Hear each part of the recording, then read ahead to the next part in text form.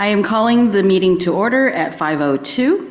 The NVUSD Board of Education is holding a regular board meeting tonight, and we invite participation either remotely or in person. Directions on how to participate via Zoom are available at nvusd.org/board. The open session part of the meeting will begin at around 7 p.m.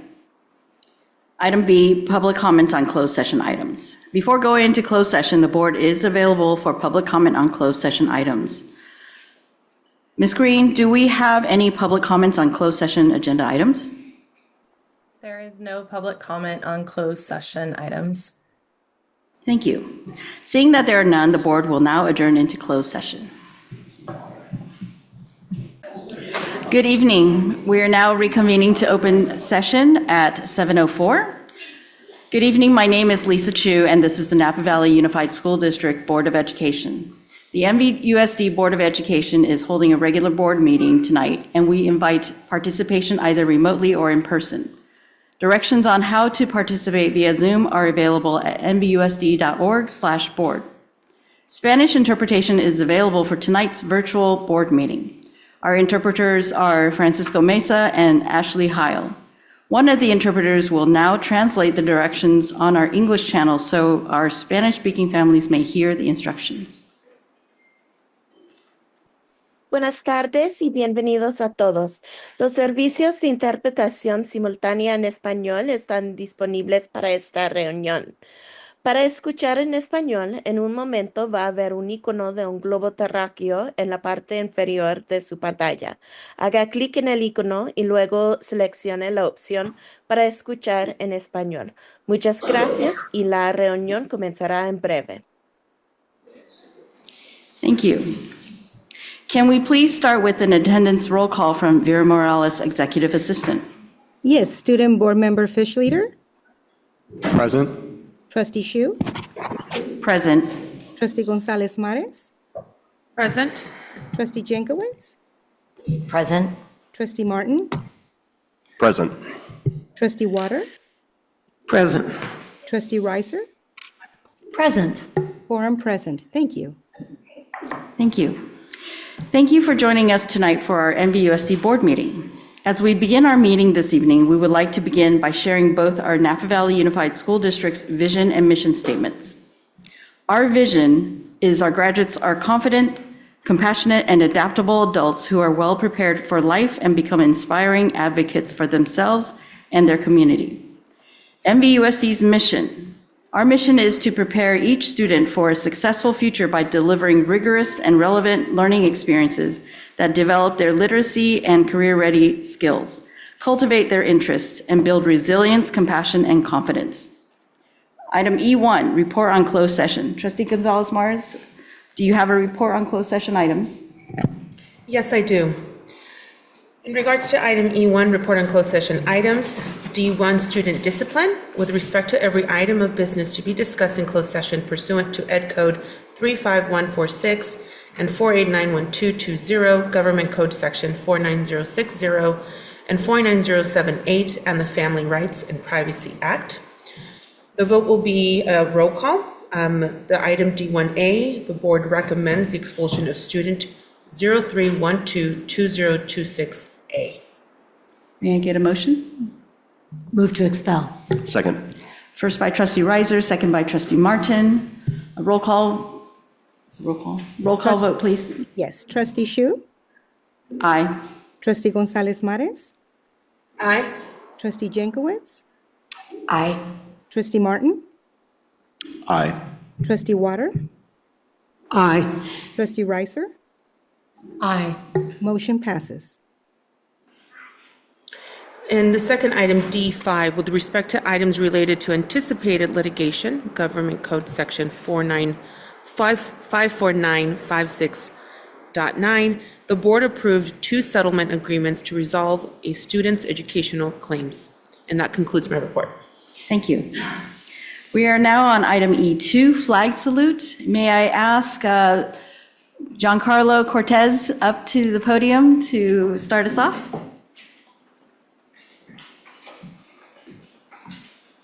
I pledge allegiance to the flag of the United States of America and to the republic for which it stands, one nation, under God, indivisible, with liberty and justice for all. Thank you so much. Item E3, announcement. This meeting is live streamed and recorded via Zoom and will be archived on district YouTube channel. For a detailed review of any meeting agenda item, the archive video can be referenced on the district's webpage at nvusd.org. The process for public comment can also be found on the district's webpage. We welcome and appreciate the public's engagement and input. Thank you for being here. In sum, please know that your voice matters and makes a difference. Your public comment on agendized items might be referenced during our discussions and will be considered as we make decisions. Oh, am I in the right place? I'm sorry, I have to move back. I skipped a page.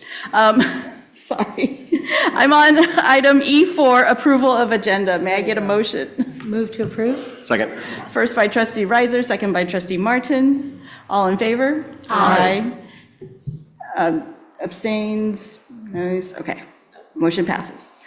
Item E5, approval of minutes, February 10th, 2026. Move to approve? Second. First by trustee Reiser, second by trustee Martin. All in favor? Aye. Noes? Abstentions? I abstain. I was unfortunate. I couldn't make it. Thank you. E5B, February 12th, 2026. Move to approve? Second. First by trustee Reiser, second by trustee Martin. All in favor? Aye. Noes, abstentions? Okay. E5C, March 2nd, 2026. Move to approve? Second. First by trustee Reiser, second by trustee Martin. All in favor? Aye. Aye. One more abstain. Abstentions? Sorry, I was not, unfortunately, I couldn't make it again. Sorry. All right. Okay. Did I do March? Did I do March 2nd? I did, right? Yeah, you did all Okay, three. great. All right. You just did it. All three of them. All right, I should probably use my pen. All right, item E6, recognition of visitors and employee organizations. Dr. Musetti, do we have any visitors in attendance? Not this evening. Great. All right, now we are on to item F, recognition of students of the month. Valley Oak High School, will Joanne Clark please present the students of the month?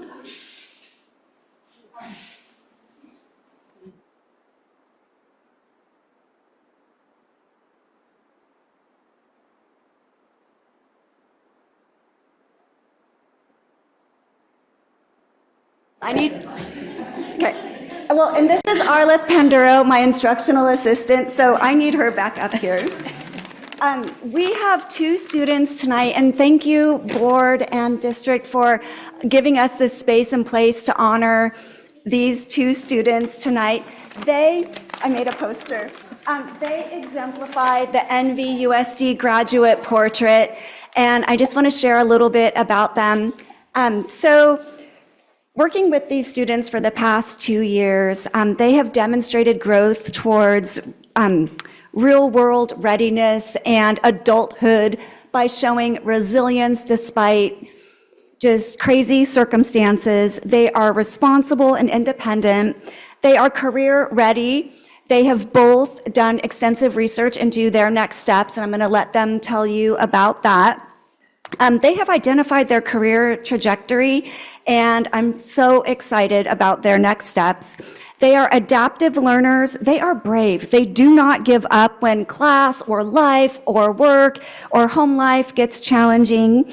They always ask questions, and that's what makes them brave. Their willingness to ask questions, ask for feedback, and take that information so they can continually move forward. They are confident, affirming self-champions. They always ask for support and direction. We gotta hold the poster. There we go. Okay. Thank you. And they are compassionate and relational humanitarians. They treat their peers with kindness and respect, and we're going to hear a little bit about that.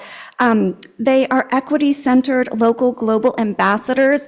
They have served on your district student advisory committee. They have done student leadership class in serving me and helping our class be a better environment and culture for everyone.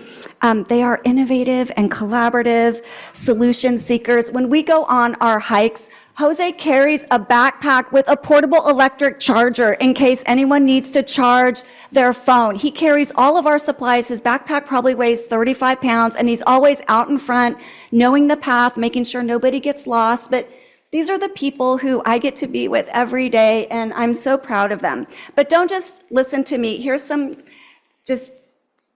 comments from their classmates that I collected today. So Jose is a great person in and out of school. He is a good friend, always wants to do better every day. He is a quiet strength in our class, despite personal challenges, always has a smile, look at it, on his face, and a positive outlook on life. Jose is hardworking. He is someone great to have as a partner and seems like a kind person. He always tries to include everyone. He is a sweetheart, always has a lot going on, but never shows it. He is also super straightforward, kind, and helpful. Jose is respectful, kind, calm person, intelligent. He seems hella chill and has a positive perspective of things. So I'd like to introduce to you, first of all, Jose.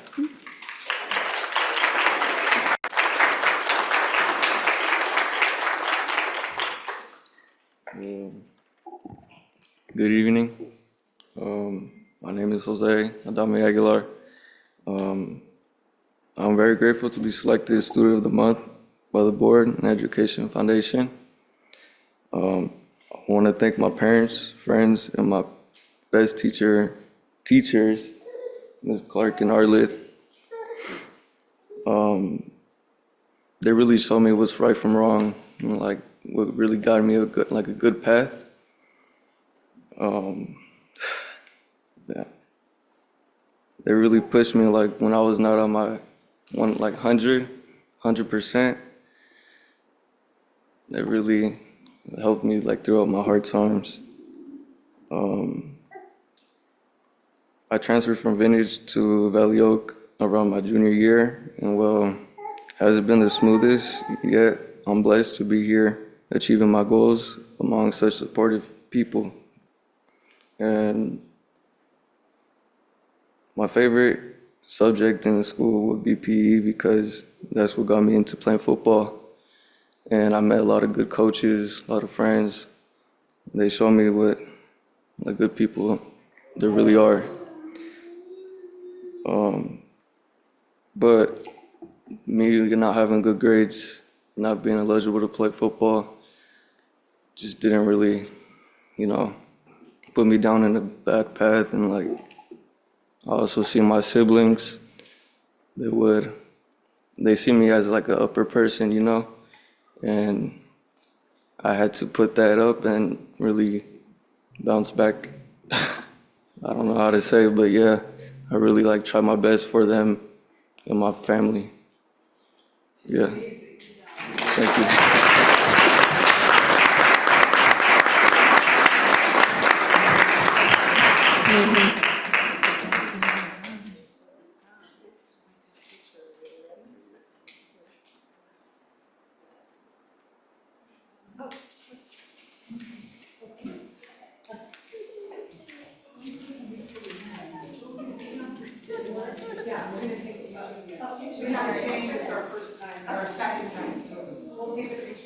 Yeah, let's do that.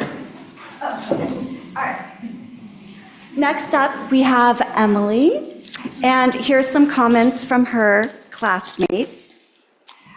Emily's funny, hardworking, straightforward, makes a good vibe in class.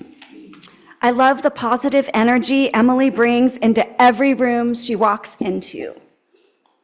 Emily is smart and funny. She makes the class a better environment. She made the class a good vibe even when people didn't have the energy to be at school. She's great and likes to spark up the room with her humor. She is smart, responsible, and apparently really funny. It's a common theme. So here she goes.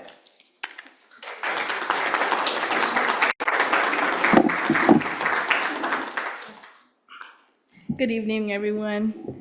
First, I'd like to thank the board and the Napa Valley Education Foundation for recognizing me as Student of the Month. I want to thank my dad for letting me transfer to Valley Oak when my grades weren't looking too good. Before coming to Valley Oak, I attended ACHS. I never had the best grades or attendance, but coming to Valley Oak gave me that second chance to rebuild myself. It helped me grow and realize that sometimes a different path can lead you exactly where you need to be. One class that I really enjoyed is financial algebra. It helped me learn how to budget, build credit, and plan for the future.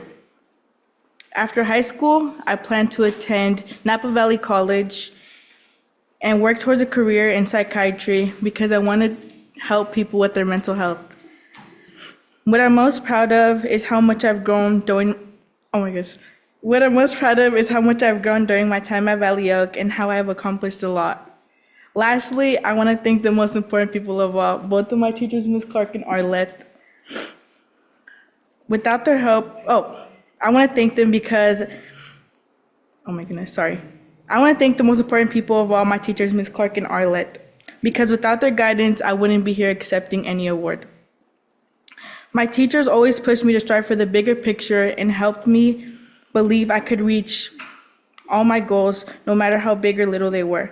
My teachers mean a lot to me, and their support will never go unnoticed. Thank you so much.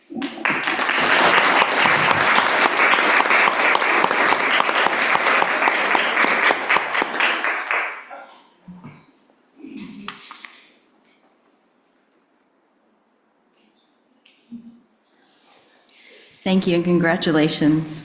We're going to take pictures at the end after we're done with all the students of the month. All right, next school is Napa Valley Independent Studies. Will Principal Cisneros please present the students of the hall? Good evening, everyone. It's wonderful to be here, and what a great opportunity to see and to hear what small classrooms can do and programs can do. So I have the privilege and honor to see what happens in the classroom and the work that happens, and so I'm incredibly proud of both of you and the entire program and everyone involved as to what you do. It's nothing but magic. So keep it going, keep it going. It has definitely been quite a week for alternative programs, highlighting student progress and success, levels of parent engagement, and community partners. We started Monday with the mid-cycle WASC accreditation with NVIS, wonderful participation, a lot of commendations from the visiting team with the number of parents we actually had in the focus groups and the students that showed up for the focus groups and our partners. So it definitely was a wonderful virtual visit, which is a little bit different. Today I left, we are hosting the community schools state audit. Valley Oak is one of the sites that was selected, as you know. And so I left in the middle of the parent focus group and our ELAC meeting, and the students were actually playing loteria. I was playing loteria with the kids for a little bit. And so they were now just celebrating each other, celebrating their friendship and their connection. So I'm really happy and proud of the work that we're doing in alternative settings, and you can hear the testaments from our students and our teacher here. So I have the privilege of introducing tonight our NVIS Students of the Month. Our first student, Maria Jacqueline de Aro, unfortunately is not able to be here. She had to go to leave the country for a bit for a family emergency, but I do have a comment from her teacher, Ms. Lucero. Maria de Aro is a confident and affirming self-champion who has worked hard in Napa Valley Independent Studies since middle school of the fall semester of her junior year. She has not only excelled in her high school classes, but also took advantage of dual enrollment opportunities at Napa Valley College by taking 2 classes in this past year. Maria is described as a meticulous worker by her teacher because of the care and detail she puts into every assignment. Because of her determination and persistence, Maria is almost ready to finish her coursework to graduate A through G ready. In addition to academics, Maria is a compassionate and relational humanitarian who uses her time outside of the classroom to volunteer in the community. We look forward to seeing the great ways in which you will continue to contribute to the community in the future. So I'd be more than happy to give her her plaque when she returns to the country. Our next student, Janelle Devine Johnson, is here with us. You want to come up? She's going to stand right next to me. Again, I'm so delighted to introduce to you Janelle Devine Johnson. She joined us in January, believe it or not, and has already made her mark in the program. From the start, you can see she has she's an amazing young lady, a great personality, and a level of seriousness. And I got this from Dad, because I called Dad yesterday, so he confirmed it. Mrs. Burke, her teacher, shared that Janelle has an incredible work ethic. She keeps her eyes on the prize, and that is early graduation. So she'll be graduating early, I think in the next semester, right? Have you senior year? Yeah, in December. She's kind, committed, compassionate, and a joy to have in class. She cares deeply about her classmates, and she's always comes prepared for class. She truly exemplifies the adaptive learner and confident and affirming self-champion, as we talk about the NVUSD student portrait. Since Janelle is new to the program, I have not had many opportunities and interactions with her. So as I mentioned, I thought who better to share with me a few highlights, but her family. I was able to talk to her dad, connect with her dad yesterday. He shared with me that she is eager to learn, helpful, reliable, dependable, focused on what she wants to achieve. She wants to be a pediatric nurse and has kept that focus for a few years and has stayed steady in her goals. She has volunteered as a tutor for math and Spanish. Although volunteering and helping her peers is important and she enjoys it, what he sees as the biggest role that she carries is being a big sister to her siblings. Not only does she help them with homework, but she is truly a role model for them. They look up to her and her guidance. Overall, she's a great person, adaptable in any space she finds herself in. Dad says that she is the real thing. What you see is what you get, and she keeps it real every day. What a wonderful opportunity for NVIS to have her in her program as she completes her high school career. We look forward to your future endeavors. We're so extremely proud. So, you ready to go? Okay.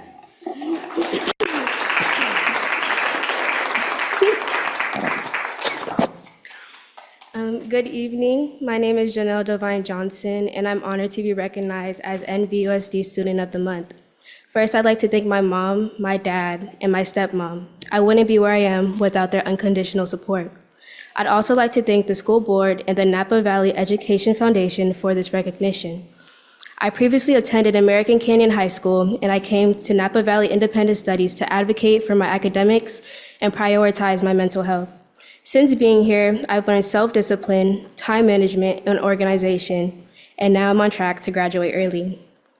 After high school, I plan to go to Napa Valley College and transfer to a CSU to study nursing and become a pediatric nurse. I'm most proud of how far I've come and the effort I put into my education and my future. Thank you.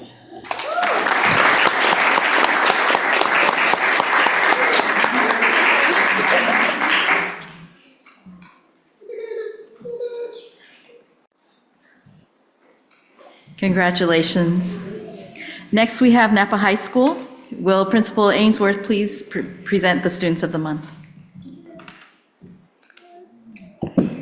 So good evening, and thank you again for the opportunity to introduce you to two more amazing Napa High students. First off, we have Rocio Bravo Torres, nominated by Mr. Garcia. Rocio has demonstrated tremendous growth in her time at Napa High School.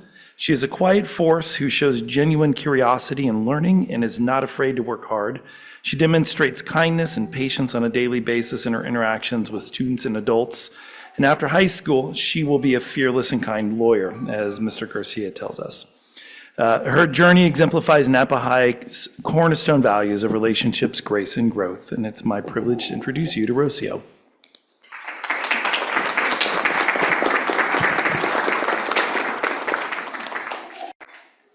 Good afternoon. My name is Rocio Bravo Torres, and I want to take a moment to express my deepest gratitude to two very important people in my life, who has supported me in the long run. Sorry. My mom, Irene Torres Alonso, and my dad, Jorge Bravo Aguilar. They have always encouraged me to chase my dreams and for cheering me on when I needed it. Also, a big thanks to the school board for the ongoing dedication and support to our students and our community. Some other schools I have attended to are McPherson Elementary School. It's a really great school, and I've also attended Silverado Middle School. And currently in my 3rd year attending Napa High. I'm grateful that I stand here today to express how much I have grown. I got to where I am now by improving in every aspect, never giving up, and always getting back up and trying over again. An academic class that I have really enjoyed is Spanish because it's my first language. Another class that I really enjoy is physical education because I can always challenge myself. These classes have enriched my high school experience by meeting new people and having amazing teachers, made it even better. I have done community service for Camille Creek Community High School for some service I needed to do to get to Napa High. My plans after high school is going to the Napa Community College for 1 or 2 years and then transfer to a 4-year college. Some colleges that I would like to apply to are University of California, Los Angeles, UC Davis, and we'll be applying to UC Berkeley with the help of my parents. The field that I would like to study is law. I would love to become a lawyer. My most proudest moment at Napa High is becoming the Student of the Month. Another thanks I want to give is to my middle school teachers and especially my middle school science teacher. A little bit about myself. I like volleyball. I go to a Christian church. I'm an outdoor person. I like hanging out with family and friends. Sorry. As I wrap up today, I want to thank everyone for listening to my speech. I would also like to congratulate all the students here. And I hope everyone has an amazing night. Thank you.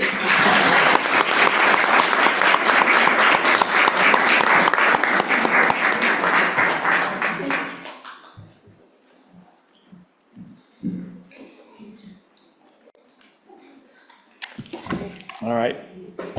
Next up is Giancarlo Cortez.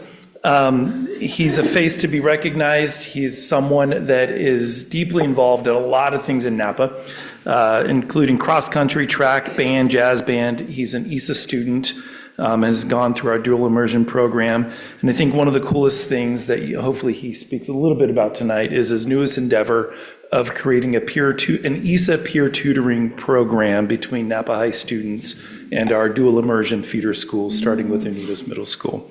So it's my privilege to introduce you to Giancarlo.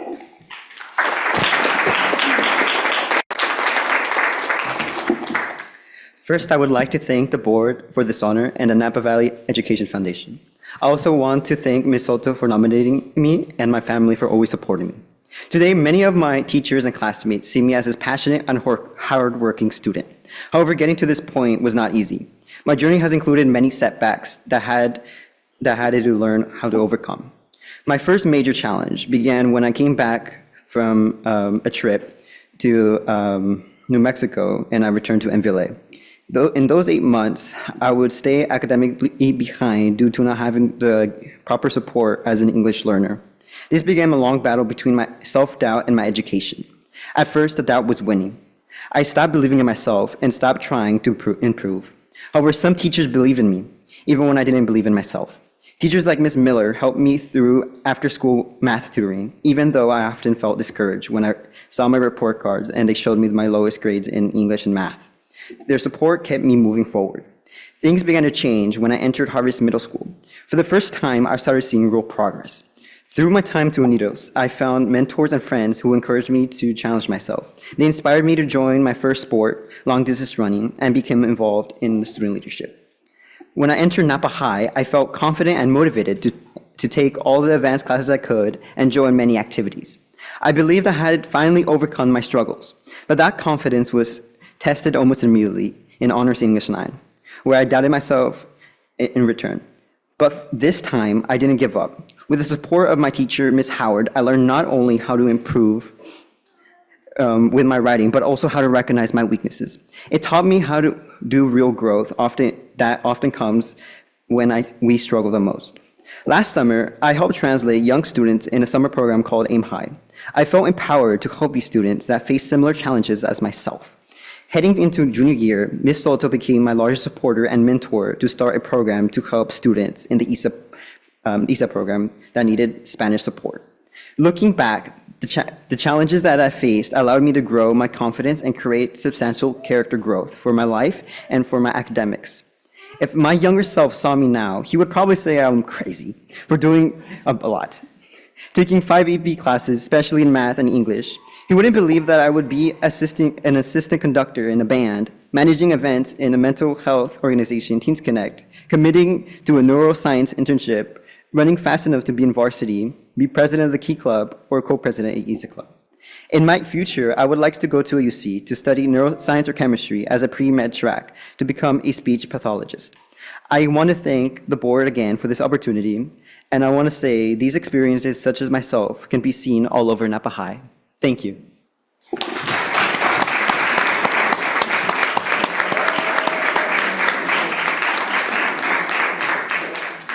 Congratulations. I think we're ready to take some photos right now, so we're going to pause for a moment and invite the students of the month to come up. So let's start with Valio.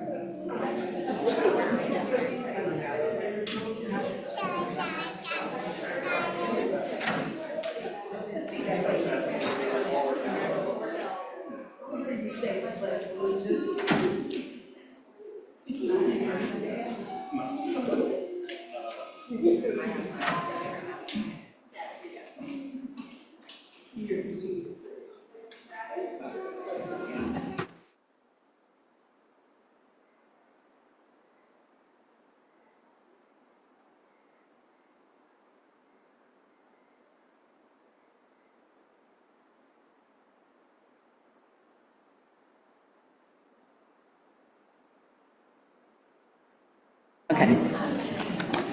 Thank you for your patience. We are now on to item G, public comments on non-agenda items. Trustee Gonzalez-Mars, did we receive any public comment on non-agenda items via email? No public comment on non-agenda items were submitted via email at publiccomment@nvusd.org before 8 a.m. this morning. Thank you. Before I open the floor to public comment on non-agenda items, I would like to explain the rules that govern this area of the meeting. The Brown Act open meeting laws under which we are required to operate prohibit board members from discussing items that you may bring up that are not on our current agenda. The reason for this legal restriction is to make sure that anyone who has an interest in a particular district business matter knows through the board's posted agenda when we will be discussing it as a board so that they may also be present and provide input on the item. We are very happy to have you here to let us know your concerns. Please know that while we cannot discuss items that are not on the agenda, we are listening to your voices and we expect that and know that our staff will follow up with us on issues raised by members of our community. Relevant to the remainder of the board agenda, please understand that the board listens and considers public comment on the agendized items during our meeting. However, public comment is not intended to be a two-way dialogue between the public and board members and/or staff, and therefore trustees will not respond on individual comments. This is in accordance with our meeting procedures. We invite members of the public to provide input via public comment per our board bylaw 9323 regarding meeting agenda items. We welcome and appreciate the public's engagement and input. Thank you for being here. In sum, please know that your voice matters and makes a difference. Your public comment on agendized items might be referenced during our discussions and will be considered as we make decisions regarding agendized item.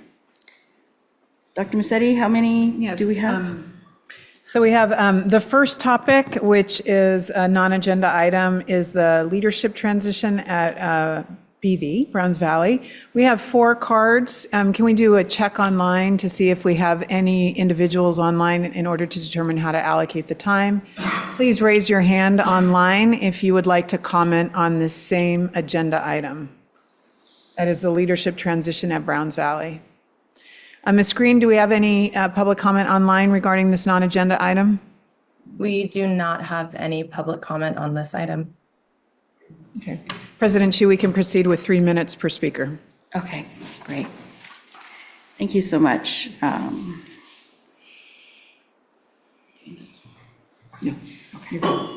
right. Let's see. Speaker number 1 is Crystal Tolentino.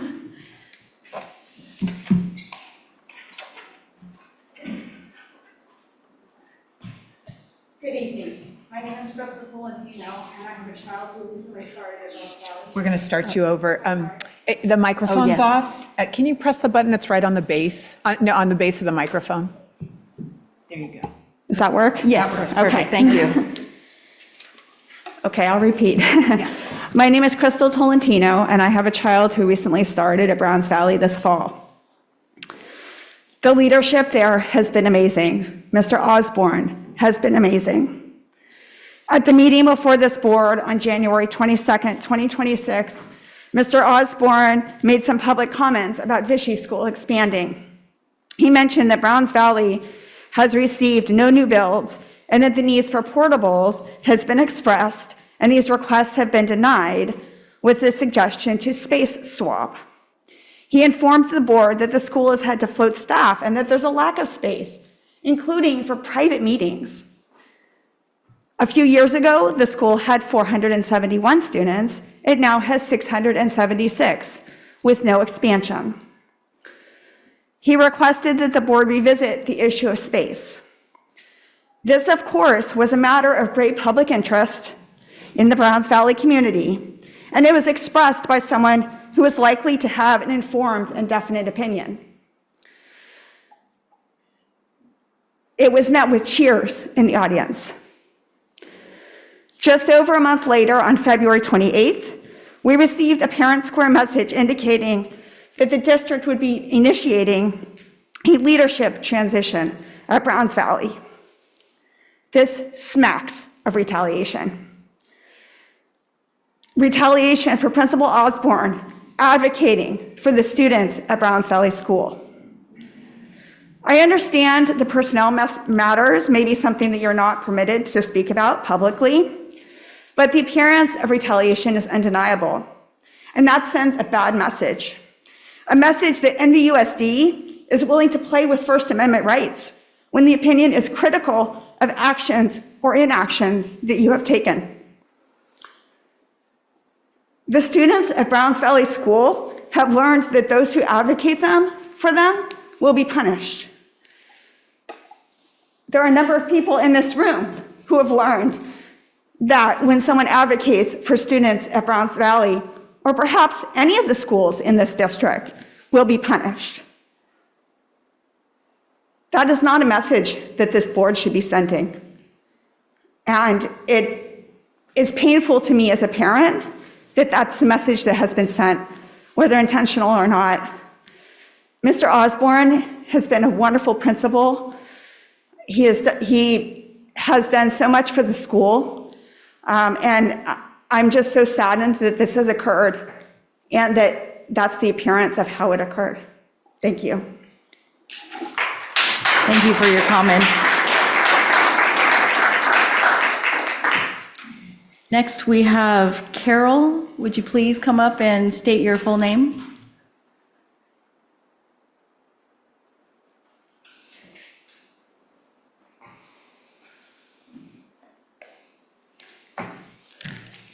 Carol Finch. I'm old. I'm a grandma with a previous child or grandchild that was there, but now he's moved on, and I have one there, a grandchild there now.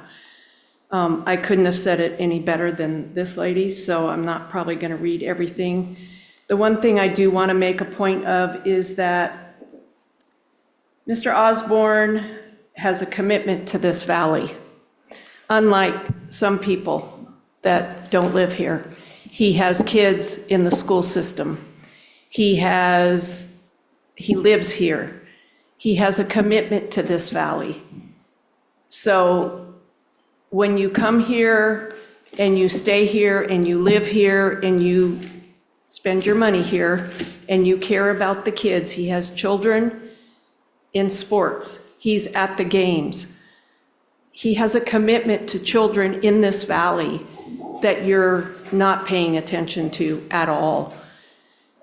The one thing that really, if you would bother to drive by Browns Valley and see the posters, see all the chalk that they put out for him with signs, he is loved, he is respected by parents, grandparents, and the kids. My grandson got himself in trouble. He went to the principal. When he was done talking to him after school, I said, "Did you feel comfortable speaking to him?" He said, "Yes. But Nana, he told me what I did wrong, he corrected me, and he gave me better advice on what to do the next time. He didn't say, go walk a line. This is not acceptable behavior." He gave him a reason. He gave them something to further his education with, how to be a better person, and not just, brush it off. Children of today are not taught respect. They're not taught accountability. And obviously, we don't know why he's being let go. I get it, your privacy notice that you sent out. I don't know why if he's that terrible, why is he still on campus, out there, talking to kids, fist pumping, encouraging the kids on the playground to be better people? If he was that terrible, why is he still there? I think she hit it on the nose. Retaliation. Thank you for your comments. Next, we have Carmen Henning.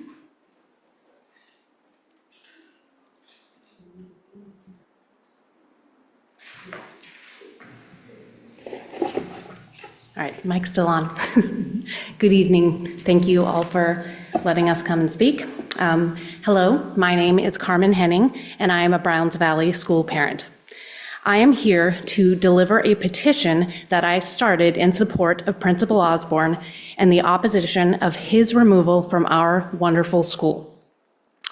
I am here to ask that the board sincerely reconsider and ultimately withdraw their decision to replace him.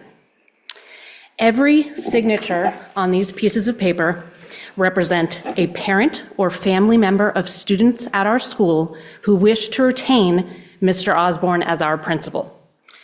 While I realize that not all parents may have had the same experience with Mr. Osborne as principal, my intent is to stand here and represent the broad majority that had positive experiences and regard him quite highly. There are 433 names on these pages, garnered both in person and from an online petition representing the portion of Browns Valley Elementary community who have developed trust and respect for Mr. Osborne over his years of leadership at our school, and a significant portion of the community that must be considered in this decision. I am not here to drone on, as I know we all have families to get home to, but I would like you to please take the time to look at these pages after the meeting as a visual representation of just how many community members stand in support of his stewardship. I have been a parent there since before Mr. Osborne started, and it has been absolutely amazing to watch him continue to grow and learn as our principal.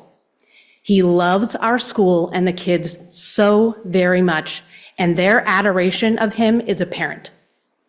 His dedication to their academic success, their safety, and the continued growth of our school as we have all navigated the transition the transition to enrolling students now through 8th grade. This growth has come with challenges as to be expected, but I believe we have been absolutely lucky to have him at our helm. To remove him as principal would undoubtedly create disruption, uncertainty, and instability for our students who deserve continuity, trust, and consistency of leadership. Please reconsider this choice that came as an utter shock to our school, but most importantly, brought utter heartbreak to our students. They deserve better, we parents deserve better, and Principal Osborne deserves better. Thank you for your time and consideration. Thank you for your comments. Ms. Henning, you can drop off the, yeah, thank you so much. All the signatures? Yep, and then everything on the bottom is just, it looks like it's just printed in, but that is from the change.org. Got it, online, yeah. And you have a master of this? Do you want us to copy in? All good? Okay, great, thank you.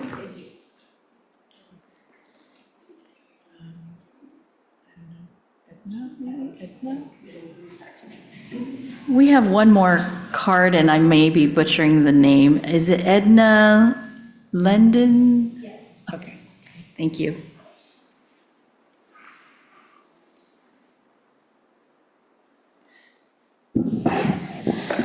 Good evening. My name is Edna Landon, and I'm a parent to 2 children at Browns Valley School. I have 2 older children that have also been in Napa Valley, so I've been in the district for many years. I'm here to speak on behalf of Mr. Osborne and to highlight the incredible work that he does and the vital role he plays in our school, our community, and especially for my family. Our son is on the spectrum and has an IEP. On his more difficult days, Mr. Osborne has been instrumental in providing consistent communication and developing a daily support program with him and with myself and his mother.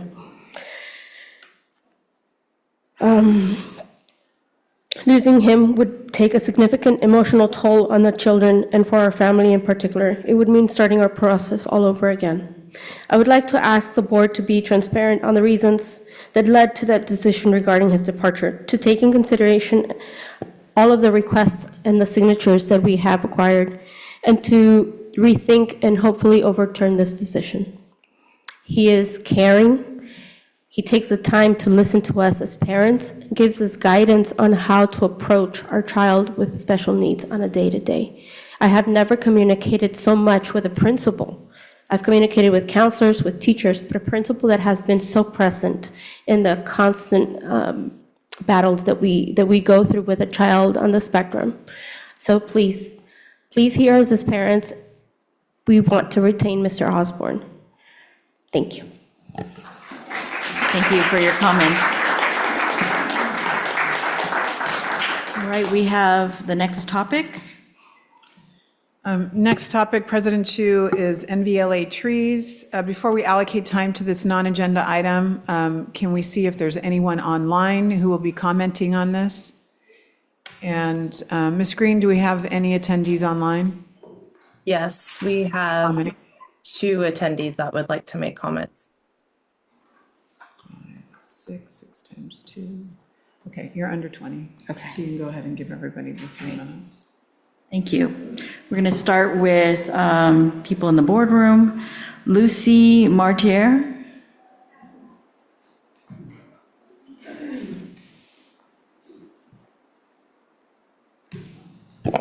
Hello. Good evening. My name is Lucy Martier, and I have a first grader at MBLA. A couple of days ago, we learned through a member of our community that there is a plan to remove the group of trees that shades the outdoor eating area at our school. I'm not the most involved parent. Luckily for me, my other half usually is. But hearing about these trees being cut down really hit me in the heart a little bit. If you know MVLA well, you know there isn't a lot of shade in the common areas where children spend their time. But this canopy over the lunch tables is one of the shadiest places on campus. It's where students sit and eat their lunch before they head out to the blacktop or the asphalt to play, which is an unshaded surface that definitely gets hot in the peak sun hours of the day. Excuse me. I also find the timing of this decision concerning, especially heading into spring. This doesn't appear to be an emergency situation, and if the reasons for removing the trees is roots causing tripping hazards, there are several alternatives that could address safety without removing mature trees. For example, uneven concrete can be ground down or resurfaced. Protective tree wells or barriers can be installed around root zones.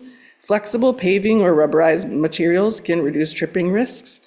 There are common solutions used in schoolyards and parks everywhere, and with thoughtful bidding, you may even find an opportunity to save some money on this initiative. I would also ask that parents and students be kept informed about decisions like this. Removing these trees will have a real impact on the campus environment, and families deserve the opportunity to understand what's happening and prepare for those changes. Once these trees are gone, they are gone for generations. Replacing them with small saplings will not restore the shade, cooling, or character of this space for years. Our children deserve safe spaces, but they also deserve green spaces. Safety improvements and environmental stewardship should go hand in hand. I urge the board to stop this, or at least pause this decision and explore alternatives that protect both student safety and the living environment of our campus. Thank you. Thank you for your comments. Next is Tatum Kolos.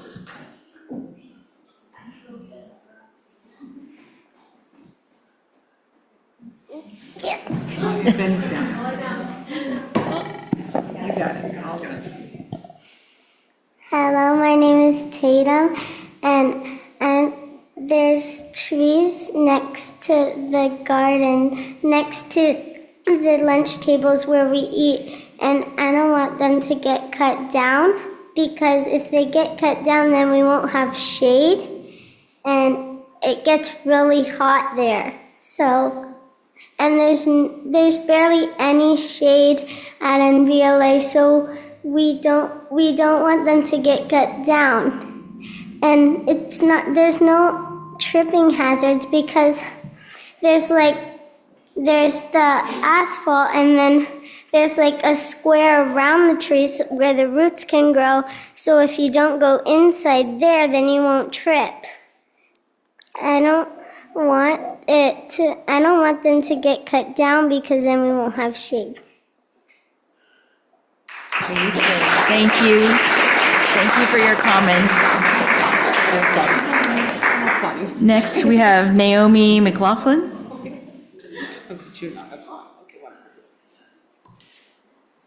Hi, I'm Naomi, and I'm here to talk about the trees. First, the trees grow next to the lunch area, and that's one of the most sunniest spots in the whole school, and there's barely any trees in the school at all, and they've already cut down one of the trees, and I really don't want them to cut down anymore. Thank you for your comments. Next, we have Fields Martier.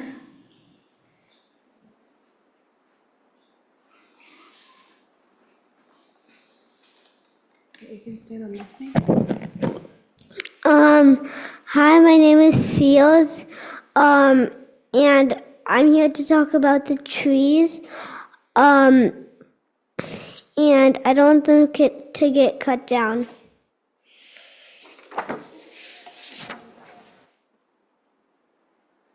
Thank you.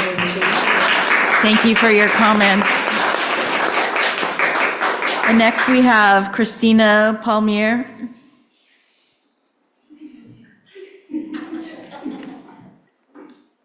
Is that a little? I know, right? Hello, I'm Christina.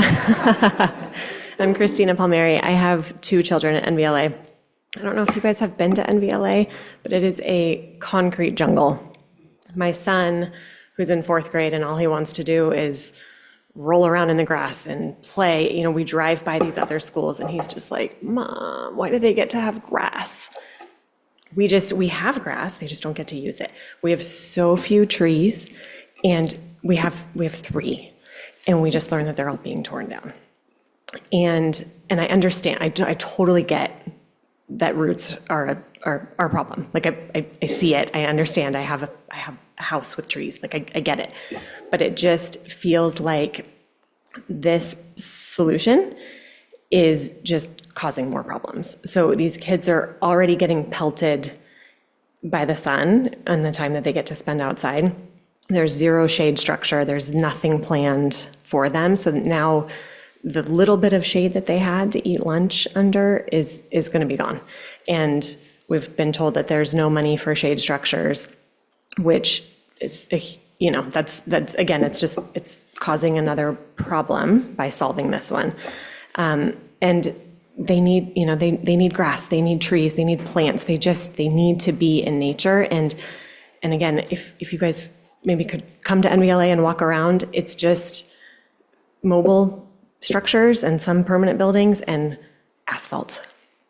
And the asphalt was just redone, which is awesome, but it's just not the way we want our kids to be spending their days. And it's just heartbreaking for us to find out that, oh, by the way, they started cutting down trees today, and the first one's already gone, and the next 3 are coming, or are going to be gone by the end of this week. So we just ask that there is more communication. I'm on the Class A board, our PTA board. We are there to come up with solutions for problems like this. We want to help.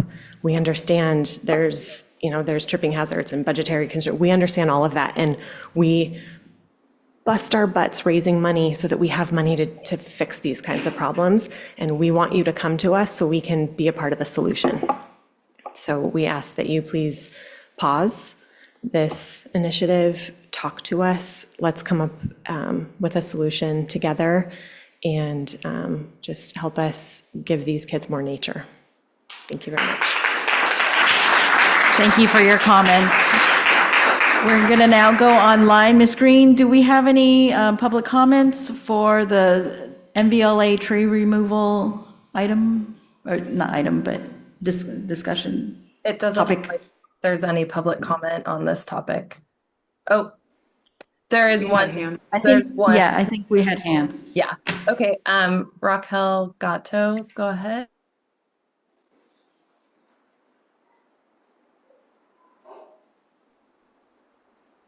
Hi, can you hear me? Yes. Okay. Thank you, Superintendent and trustees. I wasn't exactly sure which topic to raise my hand for because I actually believe these issues are connected. NVUSD has a transparency problem, and much of it could be addressed by adopting a recommendation made by last year's Napa County Grand Jury to create a Citizen Facilities Advisory Committee that would meet regularly to review planning and facilities priorities, solicit input from the community, and advise the board on improvements. Recent events show why this is needed. At Napa Valley Language Academy, parents were told that mature trees that shaded the lunch area, a treasured part of campus, would be removed with only 24 hours notice. The tree company apparently canceled, and it's unclear now when the work will take place, but the district has been clear in its refusal to pay for a shade structure and has indicated they will obstruct any efforts by parents to use PTA funds to construct one. A nearly identical scenario played out recently at Alta Heights Elementary. At Browns Valley K-8 school, the principal was recently dismissed after advocating for expanded facilities to ease crowding that resulted from the additional 6th through 8th grade classes. His dismissal has been perceived by many as retaliatory. These decisions have created unnecessary mistrust and an unhealthy culture where lower level staff have privately expressed fear of publicly weighing in on any school improvements because they're worried it will impact their employment status. A facilities advisory committee would allow administrators to hear community perspectives before decisions are finalized, not after the fact. Staff should be able to express their valuable opinions on facility development without fear of retribution. The current system is not working. A Citizens Facilities Committee would improve decision-making, rebuild trust, foster a healthier NVUSD workplace culture, and move us closer to the highest and best use of taxpayer dollars. Please add this topic to a future board meeting agenda. Thank you. Thank you for your comments. Ms. Green, are there any more online for this topic? Yes. Jacqueline, please state your full name.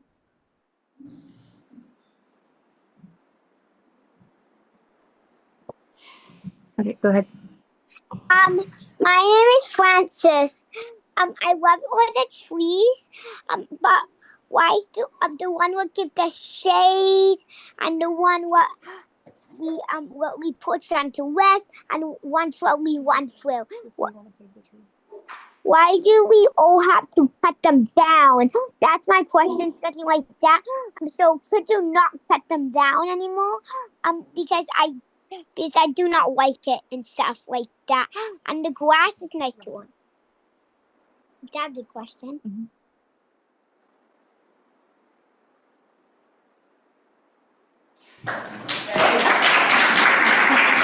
Thank you for your comments. I think is that all? That's it. Okay. For that. That's all for public comments. Oh, that's all for public comments. Okay, great. Thank you so much for your public comments.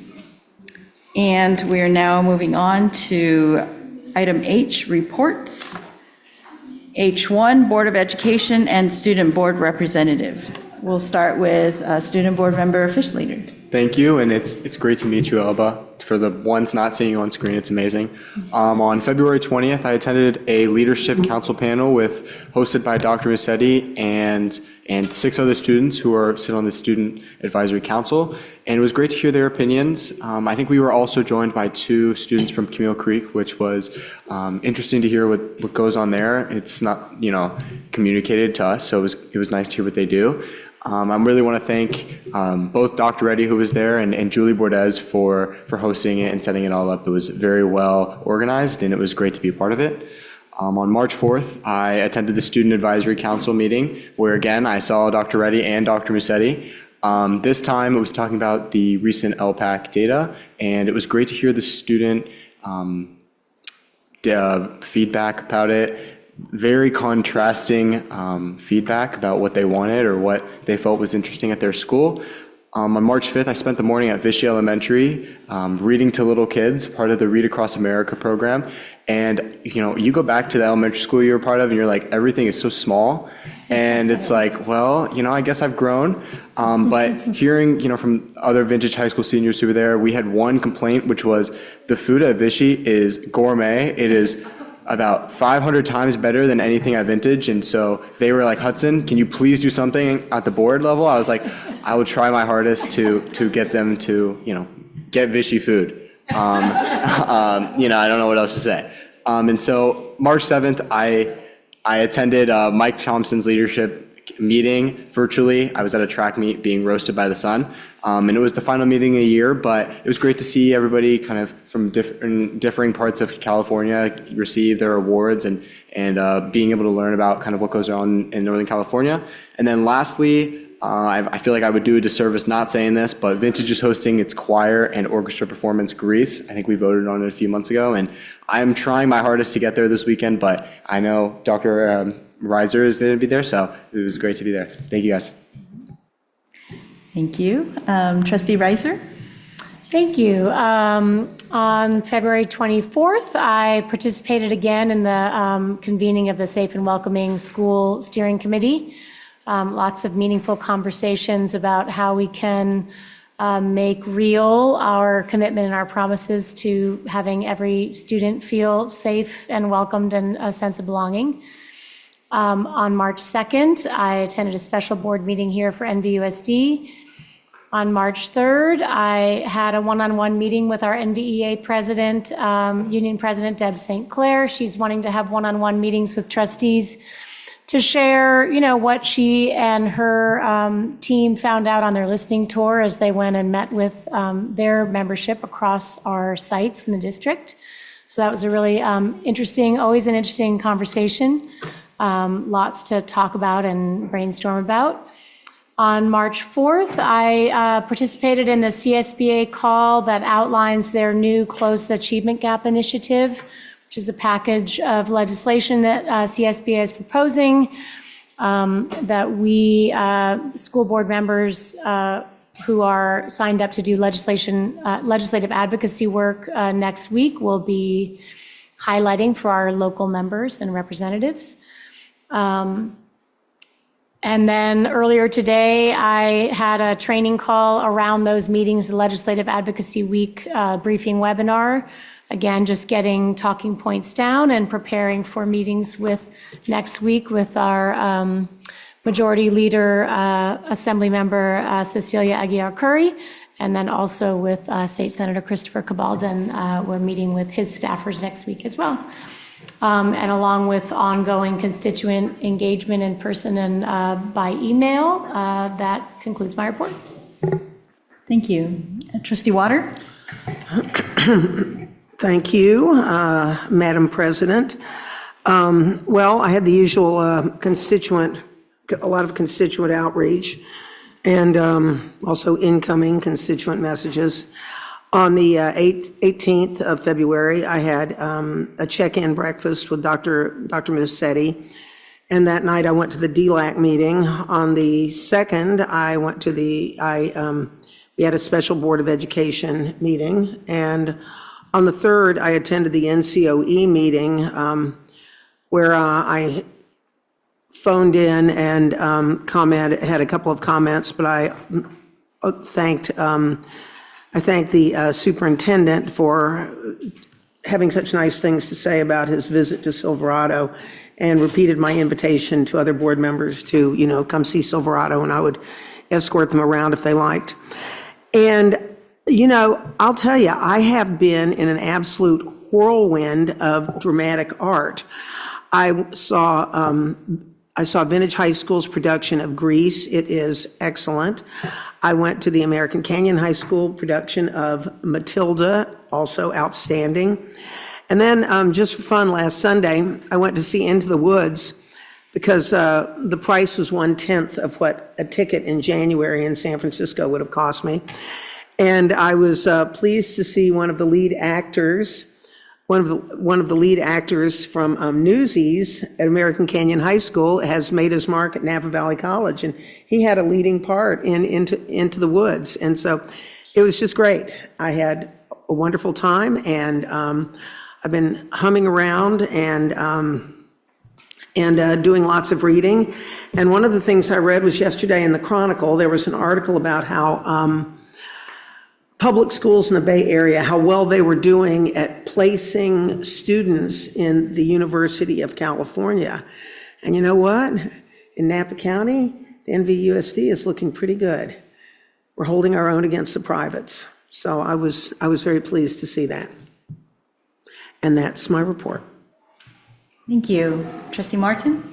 On February 28th, I too attended Matilda at American Canyon High School, and I got to sit next to Miss Honey's mother, who reminded me that I met her when Miss Honey was accepted award for Student of the Month. On March 2nd, I attended a special meeting of the board. On March 3rd, I attended the NCO meeting in person. On March 8th, I attended Into the Woods at Napa Valley College. Who was the character? What did the character play? Was it the baker? He played the baker. He's the baker. Yeah, that's what I thought. Okay. Ripping up our champion, my champion. Yeah.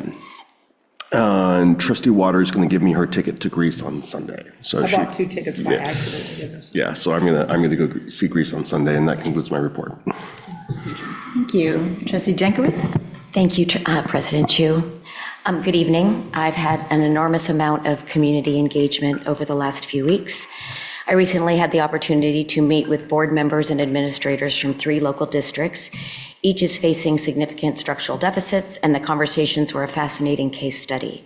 What stood out to me most were the decisions that led to these financial crises, an area that is often overlooked as districts focus on reactionary procedures, reductions, school closures, and other difficult immediate responses. These meetings have been a valuable learning experience and have deepened my appreciation for the foresight of Dr. Musetti and Assistant Superintendent Manguala because of their willingness to lead ahead of these issues. Coupled with board support, we are in a position to focus on students, not just survival. In an educational landscape marked by fiscal uncertainty, we have made the necessary course corrections quickly, and our students are now able to benefit from those proactive decisions. I met with and had positive interactions with members of the Vintage community. I had my semi-annual meeting with a previous board member, Joe Shunk, who continues to be engaged and focus his attention on the importance of protocol and procedure. I attended the CSBA ADA versus enrollment webinar. I, along with President Chu, attended the School Connected Organization Committee meeting. I attended the CSBA-sponsored an inside look at the February update package, which reviewed policy issues and state budget commentary. I met with Carrie Castro to discuss Legislative Action Week. I need to, in advance, express thanks to Trustee Reiser, who willingly agreed to moderate some of the legislative calls during Ledge Week. I'm not able to do that due to some other commitments. We also discussed the current wave of political bargaining issues during one of the most complex and fiscally fragile environments that education has experienced in a while. I attended the NVUSD special board meeting. I attended a VHS booster meeting, and last evening I attended the special meeting. I appreciate the work of the business office as they work with our school connected organizations. I too attended the CSBA CTAG meeting. I strongly urge everyone on the dais to read the winter issue of the CSBA magazine. I will happily send any community members the article on closing the achievement gap. It is an excellent read. I had 2 one-on-ones with board members from other local districts that were interested in our approach to surplus property and facilities management. Again, a nod to our proactive work that led to our stability. I attended the Finance Board Advisory Committee meeting. I attended the CSBA Bylaw Committee meeting, another one. I had numerous calls with local boards regarding governance and best practice. I had a meeting with CSBA regional directors to discuss CTAG and our upcoming press conference at the state capitol next Tuesday. I had a conference call with our PACER, Carrie Castro and Tyler Nelson, to discuss issues that are going on in Area 1. I attended the AAC Planning Committee meeting, and that concludes my report. I'm tired after listening to you. It's a big Thank couple you. weeks. Trustee Gonzalez-Marquez, welcome back. Yes, thank you. It's good to be back in the boardroom in person. So good evening, fellow trustees, student board member, fish leader. Finally, we get to be in person. Dr. Musetti, staff, and our community members. As mentioned, I was on maternity leave, and then for childcare purposes, I was able to continue to participate and conduct my board duties via Zoom. although it is a completely different feeling when you're in the room, so it does feel really good to be sharing this space with you all. And just, I must just say, like, what a wonderful, I mean, every time we have a wonderful group of students of the month, but today just, there was a different level. So thank you for preparing that for me, because it just gives you a boost of all the work that we are doing, hearing our students' voices, especially of all ages, just like we heard in public comment. So that being said, now I am gonna be working on scheduling some board activities that are in person. I've been doing a lot of Zoom. So I'm looking forward to school site visitations, attend more school events, and participate in other opportunities to conduct my work as a trustee. However, I did have a chance to attend a couple of those Zoom meetings on March 4th with the CSBA's overview of closing the achievement gap. That was really, as you said, a great time for us to understand that a little bit more in terms of strategy as a state. And an online governor's budget workshop, just continuing to hear more and more about the financial situation of our state and how that impacts us here locally. That's more to be discussed in the agenda later. And I too attended the special board meeting that we had. I did want to conclude my report just briefly, and that's something that I will share with Dr. Musetti. As of course, a member of the community wearing my trustee hat, I wear that wherever I go. There was a coalition work done by a group that I belong to, and part of that capacity was to interview immigrant community. And 90 unduplicated folks were interviewed in these listening sessions. And the biggest theme that came out was just a tremendous amount of fear that our immigrant community are feeling right now, including our children. I am happy to report that an overarching theme that did come out is that families feel very safe in our schools. There are some buts, and however, but that was repeated over and over, how much our schools are a space where our immigrant community. So I wanted to share that, because we know we have a lot of challenges out in the world, in particular when minority groups are being viciously attacked. And so it was just really, really great to hear that. And the best part is that there's some feedback as to what can we do in response. So instead of sitting in a place where we're assuming what they need, the immigrant community is telling us what they need in order to provide support spaces for them. So I will share that with Dr. Musetti at some point, and President Chu, and just looking forward to continuing that conversation with you all. But I just really touched my heart when we saw that come out in terms of our schools being a place that people can and our students can feel safe. And I also like to thank community members for their conversations that I've had with them on school matters and any connections I've made so far, and in regards to NVUSD. So thank you. Thank you. Since the last meeting, I met with Janelle Solik from the American Canyon Community and Parks Foundation. She gave me an update on the new Ecology Center in American Canyon, which is really exciting because I know that this organization has been doing some wonderful work with our students in our elementary schools in American Canyon, and now reaching up to Vichy Elementary. So I'm glad that this resource is becoming available for the broader NVUSD. On the 18th of February, I also attended the School Connected Organization Committee meeting with Trustee Jankowicz. On the 20th, I saw ACHS's production of Matilda. There was opening night, and you would not know it was opening night because they were just spot on and just such a great production. I'm really looking forward to Greece. Actually, I'm going to see with Trustee Reiser tomorrow.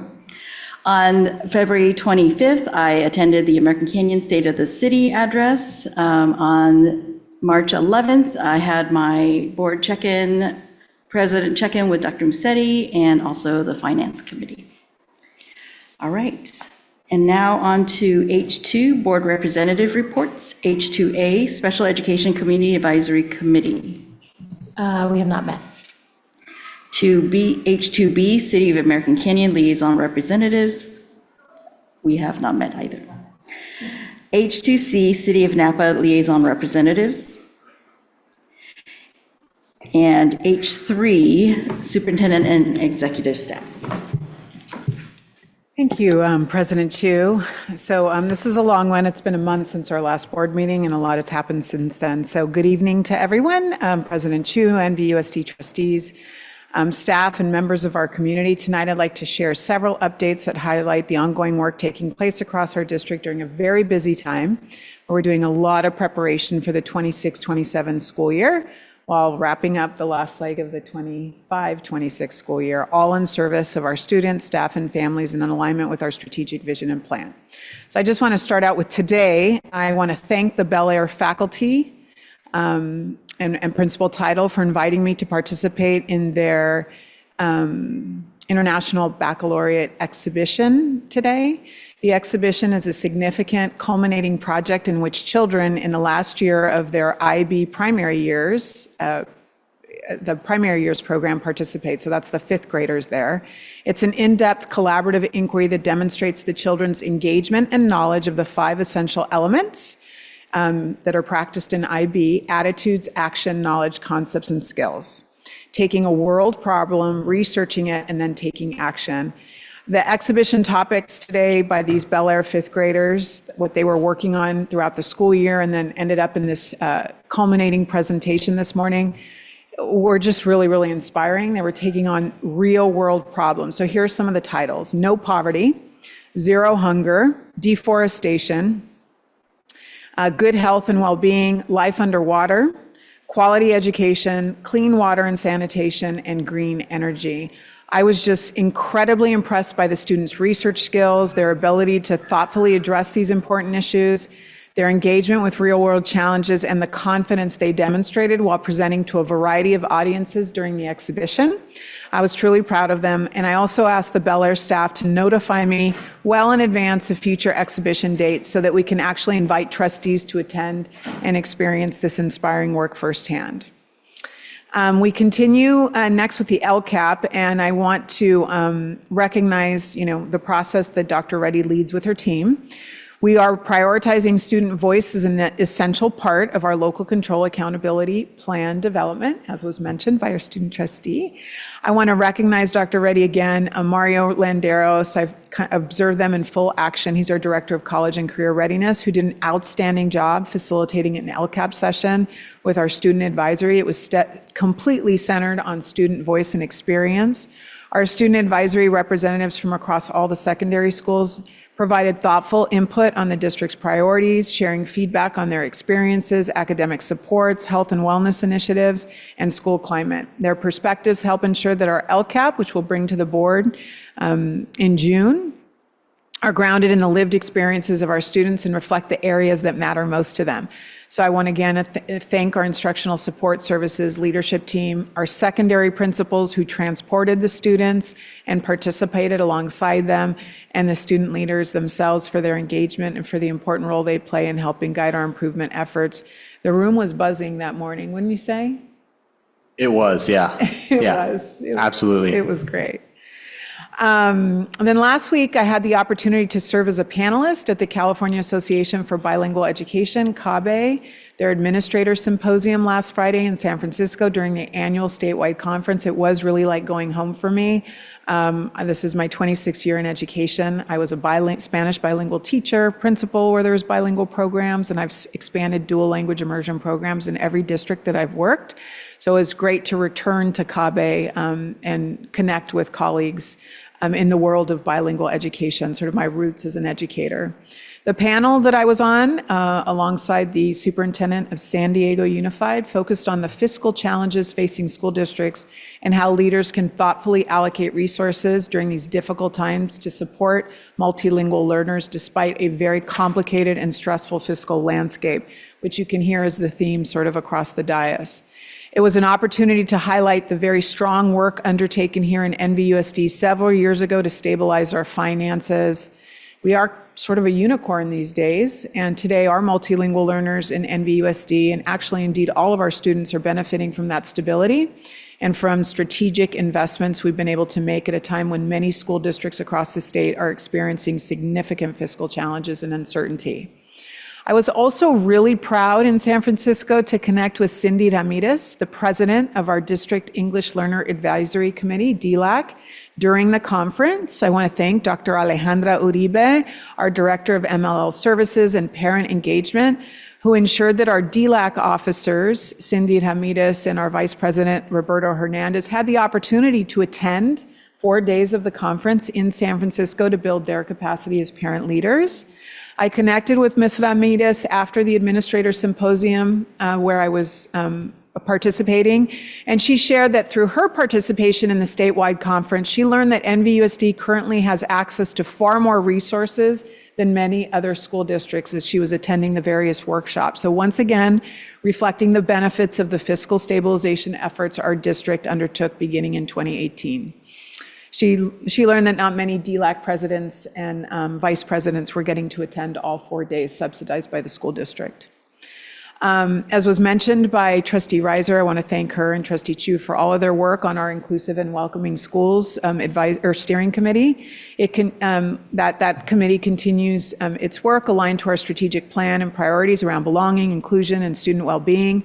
And the committee recently reviewed data from the NVUSD annual benchmark survey. We'll be bringing those results to the upcoming March 26th board meeting. But we specific in that committee, given its charge, looked at the data related to belonging and inclusion. And the data was very favorable and positive. So we're excited about that. We're excited to share it soon. And we also got feedback on implementation steps tied to strategy 4 of our strategic plan. And what I loved about that meeting, after several sessions of working together, it's a really great mixed group, includes trustees, staff, some parents, district leaders, site leaders, social workers, support staff. After several months of engagement, several meetings, it does feel like the committee has come up with some concrete actionable steps for implementation that we look forward to advancing in the 26-27 school year. Stars College Network, we are also really excited to celebrate new college acceptances, to Trustee Waters' point, through here specifically through our partnership with the Stars College Network schools. Over the past several weeks, we've seen a notable increase in NVUSD students applying to and being accepted by colleges within the STARS network, including institutions that historically have not been widely considered by our students, such as NYU, Columbia, the University of Chicago, Ohio State University, and others. This partnership continues to expand access and open doors to highly selective universities for students who may not have previously envisioned these as paths for them. And our college and career readiness team looks forward to sharing more detailed data once the college acceptance and commitment season concludes in the coming weeks. I also continue to participate in the Urban Education Dialogue, a small network of superintendents from across the state collaborating on issues impacting public education in California who meet quarterly. This is by invitation only, and these conversations allow district superintendents to share strategies, research, innovative approaches to common problems and challenges that need solutions, including student achievement, fiscal stewardship, system improvement, state mandates, governance issues, and labor relations. This collaboration strengthens my leadership practice, and it ensures that I'm part of a statewide discussion about public education trends, and it helps bring new ideas and insights back to NVUSD. And my closing topic, again, it's just given where we are in the cycle of the school year, as we are looking at second interim tonight and preparing for budget development for next year. I do need to take some time tonight in the public record to briefly acknowledge the broader fiscal environment impacting public schools across California. And I'm going to zone into just Northern California because it's a good slice of what's going on statewide. It's important to maintain the broader educational landscape, what's going on beyond just NVUSD. It's easy to feel like we're in a bubble here sometimes. Recent headlines highlight significant financial challenges facing several neighboring districts, including layoffs, school closures, and structural deficits.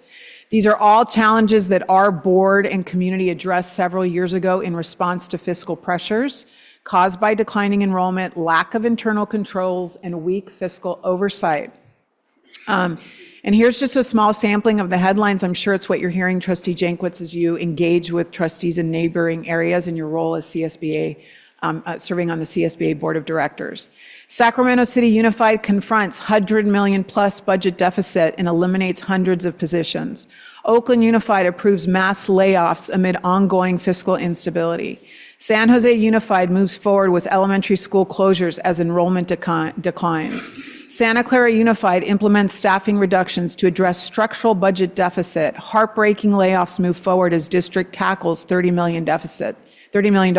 I need to note that's a basic aid district, one of the highest in the state with over $40,000 per student. Petaluma City Schools cuts programs and positions to close a $6 million budget gap. Sonoma Valley Unified approves job reductions amid growing financial pressures. Santa Rosa City Schools closes campuses and reduces staff to stabilize finances. Novato Unified receives qualified budget certifications as reserves decline. Vallejo City Unified continues school closures following years of fiscal distress. Teachers in Dublin Unified School District go on strike after negotiations fail. District leaders say further salary increases could push the district towards insolvency after $16 million in budget cuts tied to enrollment changes. These developments serve as a very important reminder of the value of the fiscal stabilization work completed in NVUSD over the past several years. When we addressed our own fiscal challenges in 2019, 2020, and 2021, those decisions were met with significant resistance and dissatisfaction at the time. It was very difficult it was a very difficult and painful period of change for our community. But nevertheless, our governance team remained focused on doing what was necessary to right-size the district and restore financial stability. We accomplished this work even amid significant external pressures, even with our own Napa County Office of Education not necessarily supporting and aligning with these necessary efforts when their role is fiscal oversight. Today, our students and staff are benefiting from the stability created through those difficult but responsible decisions we enacted despite the pushback. I invite everyone in the boardroom and beyond and in this archived video to reflect on what the situation might look like today had we not taken those difficult but necessary steps. Through disciplined planning and governance, our district leadership team, the leaders of our labor unions, I wasn't able to recognize her, she came in late, NVA President Deb St. Clair is here, but the labor unions, NVEA, CSCA, and NAPS, the impacted staff, parents and students, and of course the Board of Education, you have all positioned NVUSD to remain stable while continuing to invest our students and staff despite the chaos in today's world. And I would say that we did that with a lot of transparency. At the end of the day, we need resources to improve student learning and outcomes, and that has been accomplished here. And I will continue to take this message forward and champion it as a strong reminder of the importance and value of that difficult work. In addition, speaking of fiscal oversight, the primary role of the Napa County Office of Education is indeed that, like I mentioned. I wanted to share that the filing deadline to run for NCOE superintendent has passed, and the appointed county superintendent is running unopposed. Josh Schultz will therefore serve as our county superintendent for the next term. I spoke with him earlier to congratulate him and shared that I look forward to continuing to strengthen and shape the next chapter of the partnership between NVUSD and NCOE in the years ahead. And I can guarantee that he's pleased that we're in the position that we're in. It makes the county office's job a lot easier. So thank you for your continued leadership. Thank you for community collaboration. Thank you to the collaboration of our labor partners and support as we advance this important work, and it's all the sustainability that's necessary to navigate this really tough environment in education today.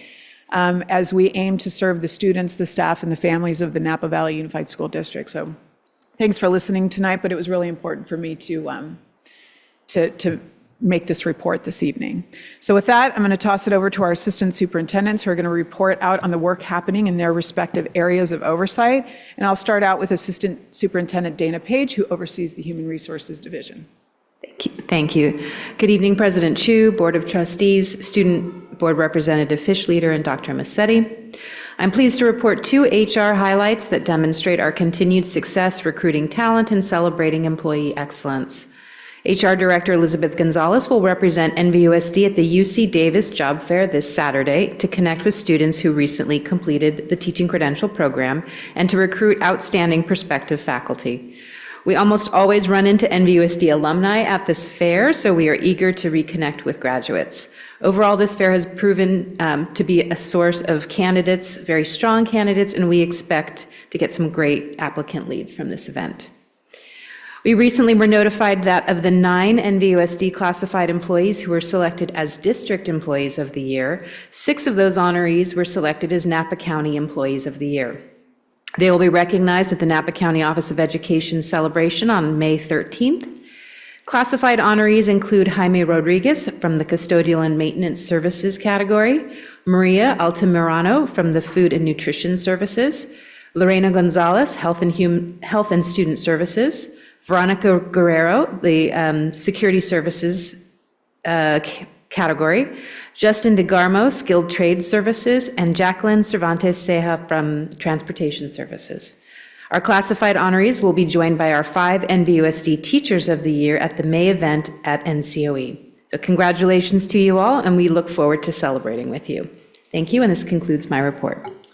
Thank you, Ms. Page. Now we'll hear from Dr. Monica Reddy, our Assistant Superintendent of Instructional Support Services. Good evening, President Chu, Board of Trustees, Student Board Member Fish Leader, Superintendent Dr. Massetti, and the NVUSD community.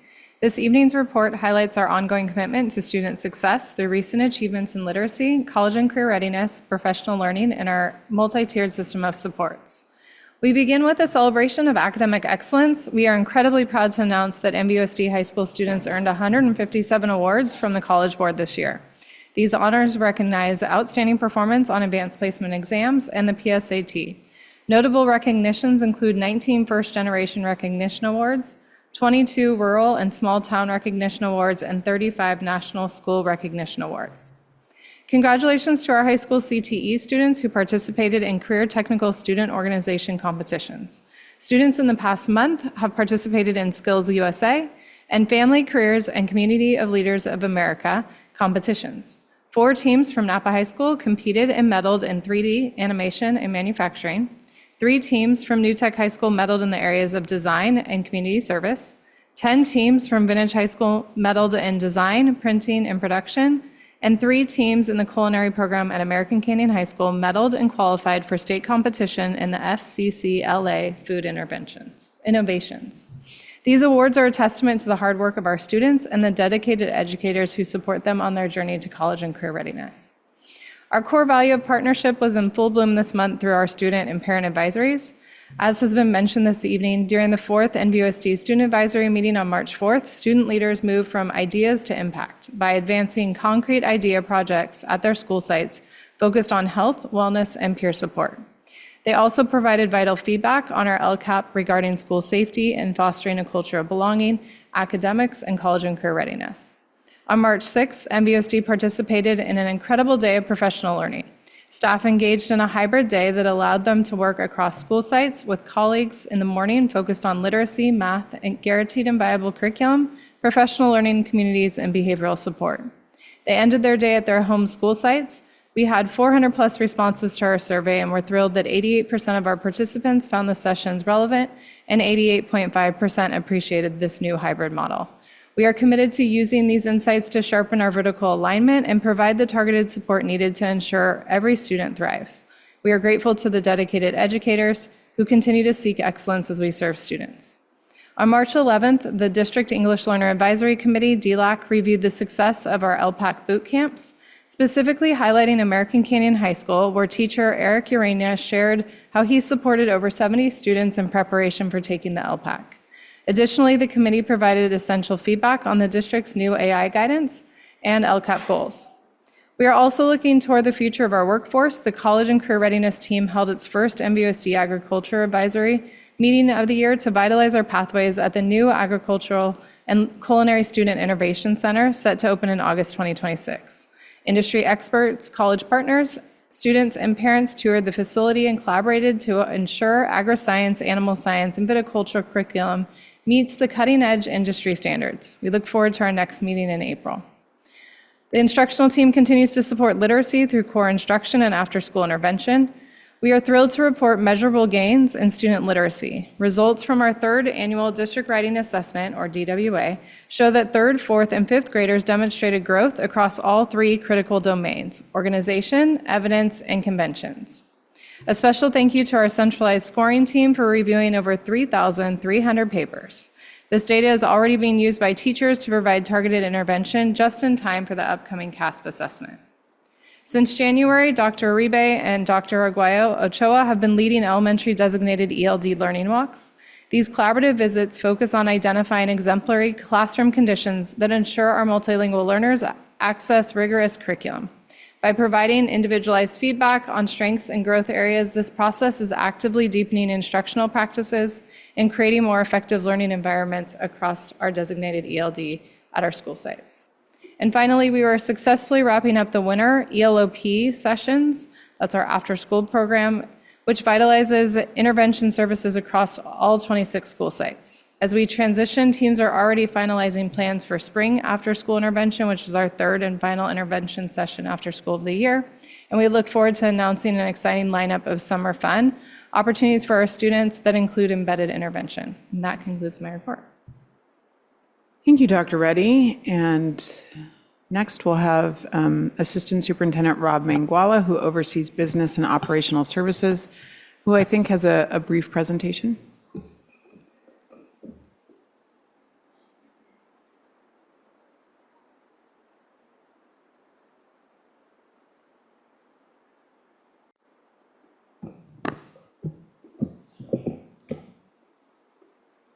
Good evening. Tonight I'll be talking about, for my board report, trees and trip and fall hazards. Next slide, please. So trees are an essential part of our schools. They provide shade, they're good for the environment, and they improve the school atmosphere and climate. And so we understand that trees are very important. The school district, the operational teams, they do not take cutting down trees lightly. However, cutting down trees, trimming trees, it is a regular part of business in terms of what happens in operations. Frequently what happens, you just think like what happens on a daily basis or what's even happening as a part of Measure B. As a part of Measure B, when we're walking the school sites, just like last summer, any of the trees that are close to the buildings, they could either cause damage to the roof or the gutters that are filling the roof. We have been cutting down and trimming trees because it does damage our facilities and they do create trip and fall hazards. Next slide. And so schools need to consider trees from a different lens. And so when they overgrow the area that they're planted in, they damage paths of travel. And so they create safety issues, trip and fall hazards. And when they're too close to the buildings, they fill gutters with leads to leaks and damage roofs. Next slide. And so, again, we do have a different standard in terms of what we need to do as a school district. We always need to consider the path of travel, especially for our students with disabilities. And so when we have tree roots that bring up portions of concrete, whereas you can allow it to continue at your house, especially when it's in your backyard, but as a public entity, when people walk down a primary path of travel, or there's an area, like a lunch area, that students use, we are required to ensure that all students can have access to it. And so one of the things that we've learned too is when we have an area where, let's say, a work ticket was submitted for an area and we do not fix it, if a person is injured, we are considered criminally liable, which does, we can end up paying very large payouts, especially when we know about an issue. Next slide. And so for NVLA, just NVLA in general, I've spent a significant time in NVLA over the last year. I've spent time with Albert out there. They do have some facility needs, like a lot of our schools. We did repave their pavement. We know there's issues with their grass area in terms of their access to it because the way the fence bifurcates their grass yard. We have opened that up and put some time into repairing the grass out there. But the main issue that they're having right there is they have a very lovely lunch area that is very important to the school community there. It's also important to the district. However, we started to get some very serious tickets about this area in the beginning of the year, and part of the area was actually taped off because it was such a trip fall hazard. Next slide.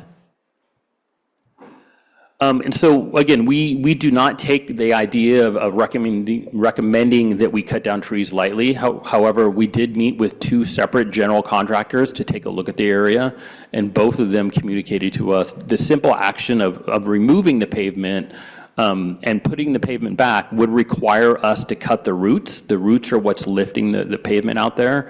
And if you cut the roots, the trees will eventually die. And so what we had planned to do is continue to keep the area like a wonderful lunch area and replace the trees. And so the plan is to replace the area with 10 new trees. And so we are buying the largest trees that we can buy, that we can actually purchase. And so the type of tree that Albert and his team have identified, they're called crepe myrtle trees. So we do have them in a number of spots throughout the district.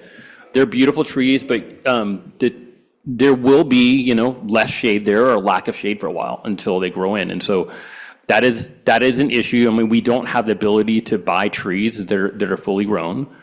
The shade that they have for, just as a reminder, all of our schools have shade structures, and all of our schools continue to ask for more. So shade structures are an issue. They're really expensive. One of the things that we've, you know, especially been reminded of in Napa are the soil conditions.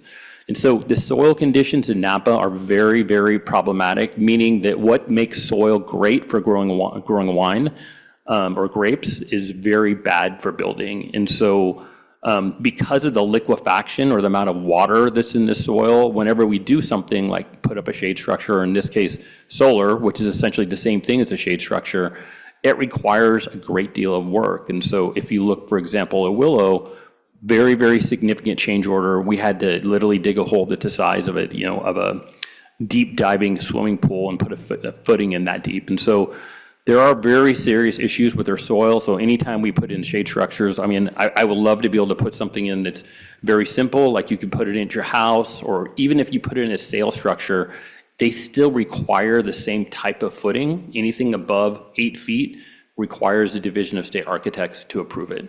Next slide. I've spoken about this. Next slide. And so just, again, just a couple pictures to just kind of show the core issue. And so you can see that we've attempted to kind of fix the trip and fall hazards by adding pavement as a transition. If you look at the lunch table there, the root was so big where that tree was removed that the pavement is, the whole slab is essentially raised, which is pretty similar across the area. Next slide. And so some of the trees, again, I'm not a tree expert, but my team are, right? And so what they pointed out to me is when you see trees like this where there is not bark on parts of the trees are dying. And so the people that we've spoken about it is they're dying because they don't have enough access to soil. They've essentially outgrown their tree boxes.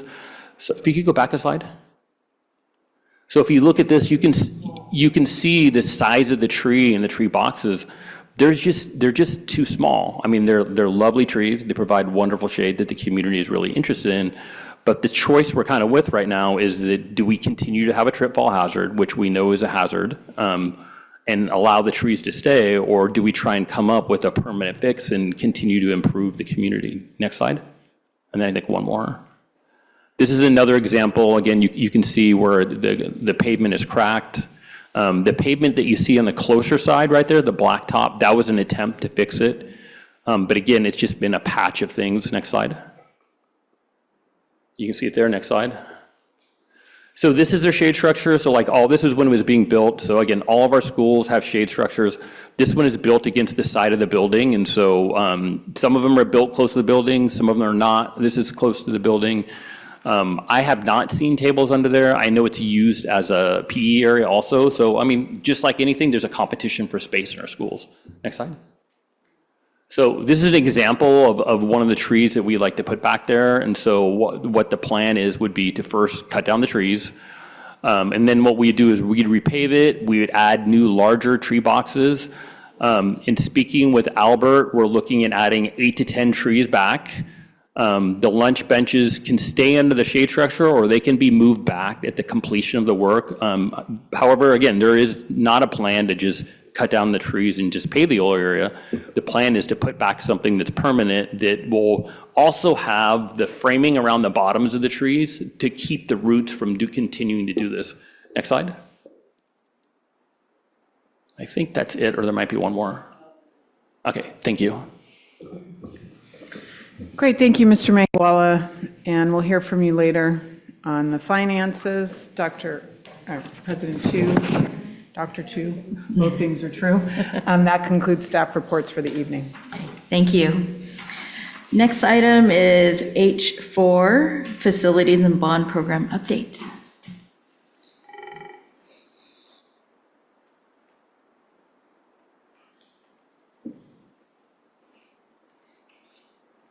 I might as well stay at the mic tonight. All right, well, thank you for having us, and we just wanted to give a quick update. There's a lot of items on the agenda tonight associated with facilities, so we'll go through it and give a little update. So we have a number of projects going on, both active and in the planning phases. So on tonight's agenda, we're touching on solar, playgrounds, campus modernization planning, surveys and work associated with some new projects and with playgrounds, and then closing out of projects that we've worked on for a while. Before we did that, I just wanted to check in with all of you and go over where we're at with the capital improvement program as a whole, which is our bond funds as well as our capital improvement funds. So as of June 30th, Measure H had been closed out. We are working to do the same for the upcoming June 30th for A2, and then continue implementation for Measure B. In addition to that, we'll continue to do projects and strategic planning associated with both the state funding that we receive and the local funds from property sales, and then strategic use of developer fees for particular projects. So we're closing out the old and continuing to move forward with the new. All right, do you want to speak this one or you want me to? This is the change order, right? Yeah. Which is, that's Canyon Oak, so that's Here, it's okay. Yeah, no, I can do it. So we have two change orders. picture is just the a picture, solar yeah, the picture. picture is just a solar picture. I'm like, but that's not where we have the change order. That's not technically right. So a number of our school sites, again, they did have soil conditions. So we call that unforeseen conditions. So again, lots of water in the soil. So we've had to do two things. And so at McPherson, for example, what they had to do is they had to make metal sleeves to put in the pillars, because the holes continue to cave in and fill up with water. And so they literally have to build certain specific steel to go in there before they pour the concrete. And then at Willow, what they had to do is they had to build a concrete footing. It's literally the size of this room. That's not an exaggeration. It was this deep. It was like a diving pool. And then fill it with pavement, fill it with rock, and compact it. And so again, the soil conditions in Napa are not good for building. Did I say that right? That's perfect. Okay, good. All right, next slide. Okay, so this one's pretty exciting. Later in the agenda, there'll be an approval for a lease-leaseback agreement with CORE. You might recall that CORE did a great deal of our summer construction for HVAC and roofing at some of the elementary schools. A really fantastic partner, and we're really excited to have them back. They gave a both very competitive price as well as a really comprehensive proposal. This project's a little complicated because we're going to be doing replacements of playground equipment. We're also going to be doing courtyards at Silverado, McPherson, and Phillips. And so there's multiple stages and multiple types of construction at multiple sites. So we were really happy to have such a competitive proposal for a partner that we really trust. So that was really exciting. And then we're also securing our inspectors for that upcoming summer. It's really hard to get inspectors of record and a really important part of the project. So getting Arcana to come back and work with us for another summer was really great to get that locked down as well. All right, Redwood Middle School Campus Modernization Project. There is a portable that exists at the front of the campus. It is currently uncertified by DSA. As some of you might recall, that's a paperwork issue. It's not that there's anything wrong with the portable, but in order to move forward with the project, we need to pull that portable off the campus and replace it with one that is DSA certified. So, and also because it serves a special needs class, we made sure that it had a restroom. So that's on tonight's agenda, and more IOR contracts to secure our inspection for the upcoming summer. And IOR stands for? Inspector of Record, who is the representative of the Division of the State Architect during construction. All right, so we're getting started on some planning for the weight rooms. I don't know if you want to speak to that at all. I can. So as a part of our summer work, so this would again be the following summer. This is a value add project that we're looking at doing. Or I should say we're doing at this point. We're pretty committed. So when we put the modular building out in American Canyon and Donaldson Way, we looked at that and we were just amazed at the size and the beauty of it. And what we started to think about is, as part of the work that we're doing for both of our school sites, we know that both of the high schools do need new weight rooms. So they are either in a building that's really old that we would have a hard time doing any work at, or in a portable. And so what we're looking at doing is adding 2 modular buildings. Essentially, they would be the size of a double classroom. Imagine, again, after seeing the modular building at Donaldson Way, imagine that being kind of a stripped out room that looks like you would go to a fitness room or something like that. So we're excited about the potential opportunities. So they'd have big roll up doors. So we're looking at, again, an inexpensive version, so probably about in the $2 million range. So nothing that's going to break the bank. So $2 million in each school. But we do look at just the amazing, it would be amazing for both sites to have something like that. And maybe not as exciting for everybody, but probably exciting for the folks that are here. We're also looking at doing some survey work in the parking lot here at the district office to potentially improve the paving. So exciting for all of us. All right, next slide. We'll also have some notices of completion for some of the projects that wrapped up from last summer. All right, and then developer fee study. And then also, as another item, you will see a developer fee justification study on the agenda, and then I have a short presentation in front of that item to provide additional backup information. Yeah. Thank you. Thank you. All right, we are now on item I, approval of consent agenda. Background information on these items is provided to the board prior to the meeting. A common motion takes action without discussion on roll call votes unless discussion of items is requested by a board member. Move to approve. Second. First by trustee Reiser, second by trustee Gonzalez Mares. Ms. Green, do we have any public comments online? There is no public comment on this item. Okay, great. Roll call vote, please. Student Board Member Fish Leader? Aye. Trustee Shu? Aye. Trustee Gonzalez Mares? Aye. Trustee Jankowicz? Aye. Trustee Martin? Aye. Trustee Water? Aye. Trustee Reiser? Aye. Motion passes. Thank you. Seeing now that it is now 9:07, I think we're going to take a short break. We'll be back in about 5-10 minutes.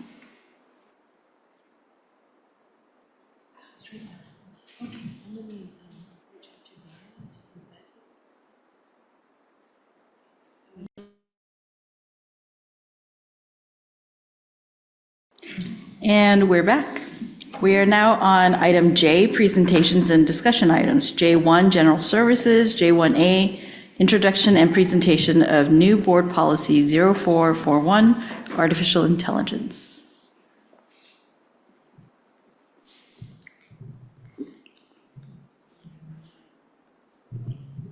Good evening, Dr.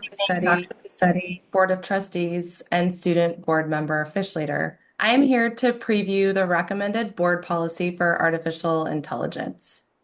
We have been focused on Goal 13, but specifically Goal 13.2 of the district's strategic plan and vision, which is to develop the first set of our guidelines for responsible use of technology. In May of 2025, we convened an AI council made up of 30 stakeholders, district staff and managers, teachers, administrators, classified staff, parents, and students. We met for 5 times, and our goal was to review and accept CSBA's recommended AI board policy. The only major change to the recommended CSBA AI policy is that we added verbiage regarding academic honesty for students. You will see that as number 5 on the list of principles found in the CSBA policy. The council also developed and recommended guidelines for AI use for all stakeholders. These guidelines dovetail off the AI policy. We have shared our guideline one-pagers with all of our major stakeholder groups and have collected their feedback. We are not bringing the guidelines as a policy so we can update them regularly as AI is changing very quickly. We will make sure to bring the guidelines to the board every time we do make a change. We look forward to bringing this to you as an action item at a future board meeting. Thank you. Thank you. Trustees, do you have any comments or questions? Trustee Water? Well, I certainly will have when we bring it back for adoption, but as a person who resumed her teaching career in 1999 and who labored under introduction of all sorts of technology, and the technology companies, of course, were telling us that our schools were failing and we needed them. And there was always, I just look at this, and when people talk about schools and, our expenditures, this costs a lot of money. It costs a lot of money, and we're making some people very, very rich.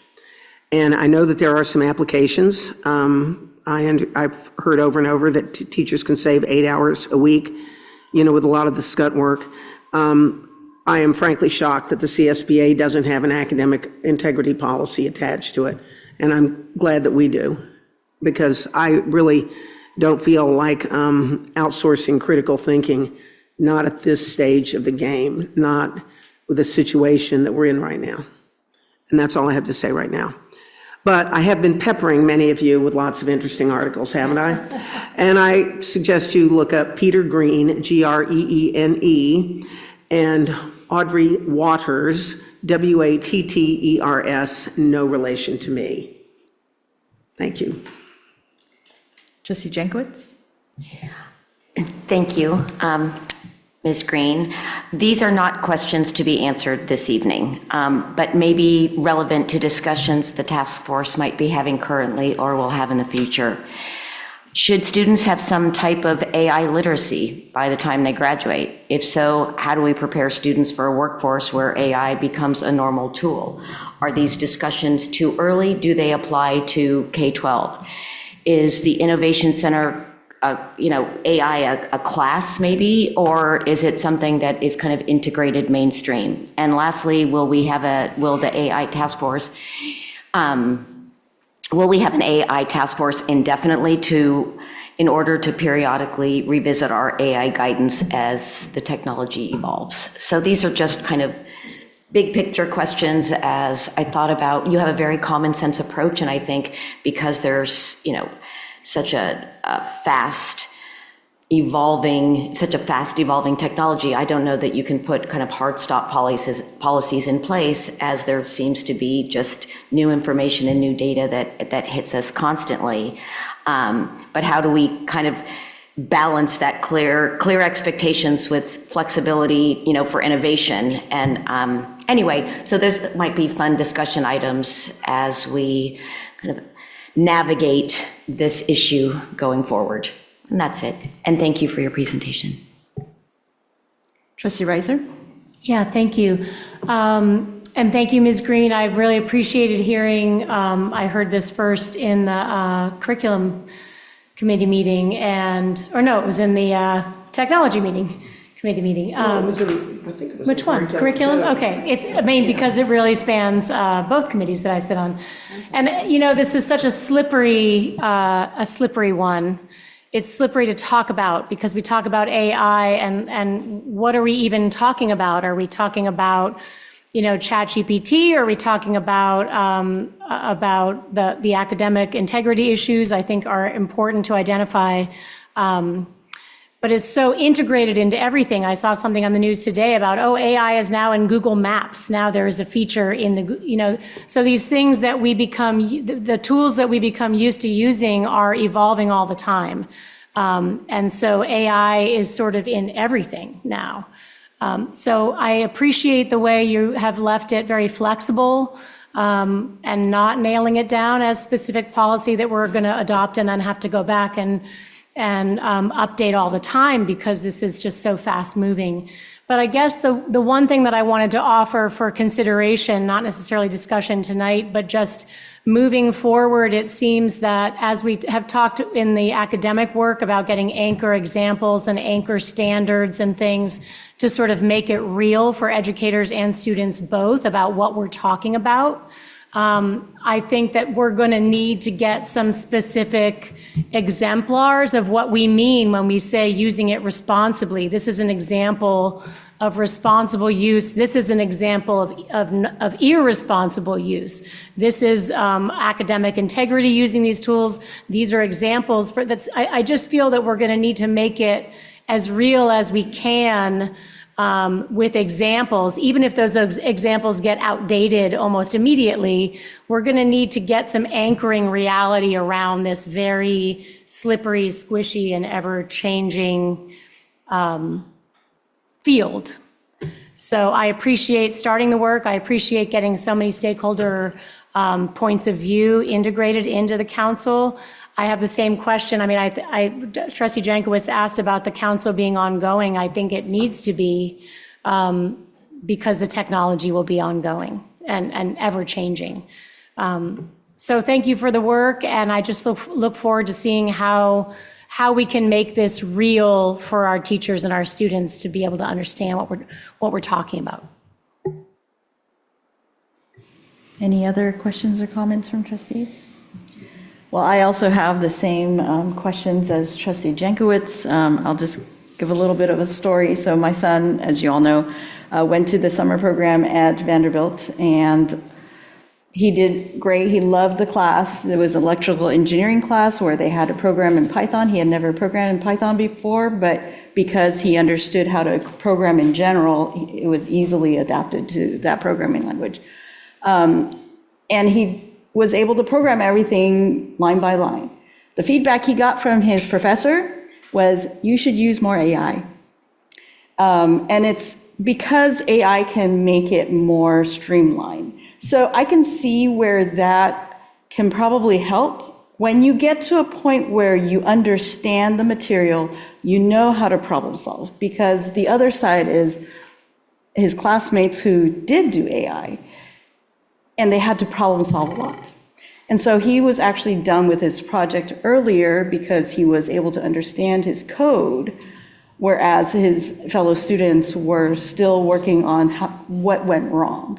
So I think there's a balance to be made, and I'm glad that the conversation is being had in our school district to really understand. I mean, this is just one very specific example, but it is, applicable to a lot of different things that our students are experiencing and our teachers also. So thank you, Ms. Green, for doing all that hard work and leading this charge.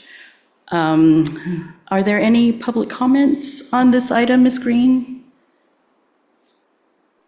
There is no public comment on this item. Okay, thank you. All right, then we are on to J2, Business Services, J2A, Second Interim, 2025-26 presentation.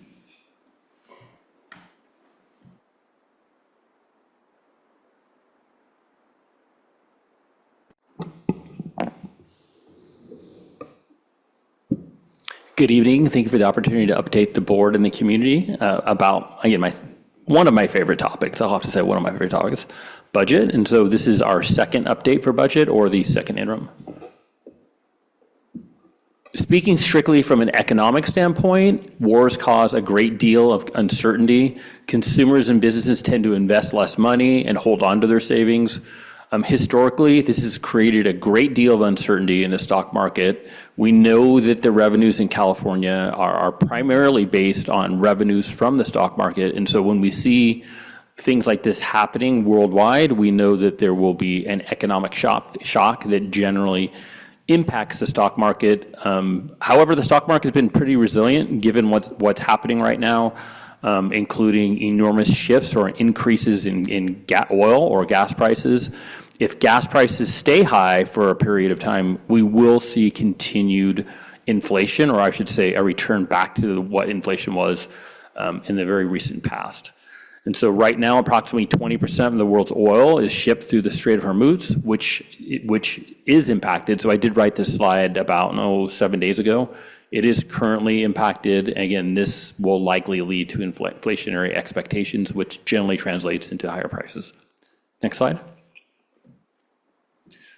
So there's also a great deal of uncertainty in terms of federal funding.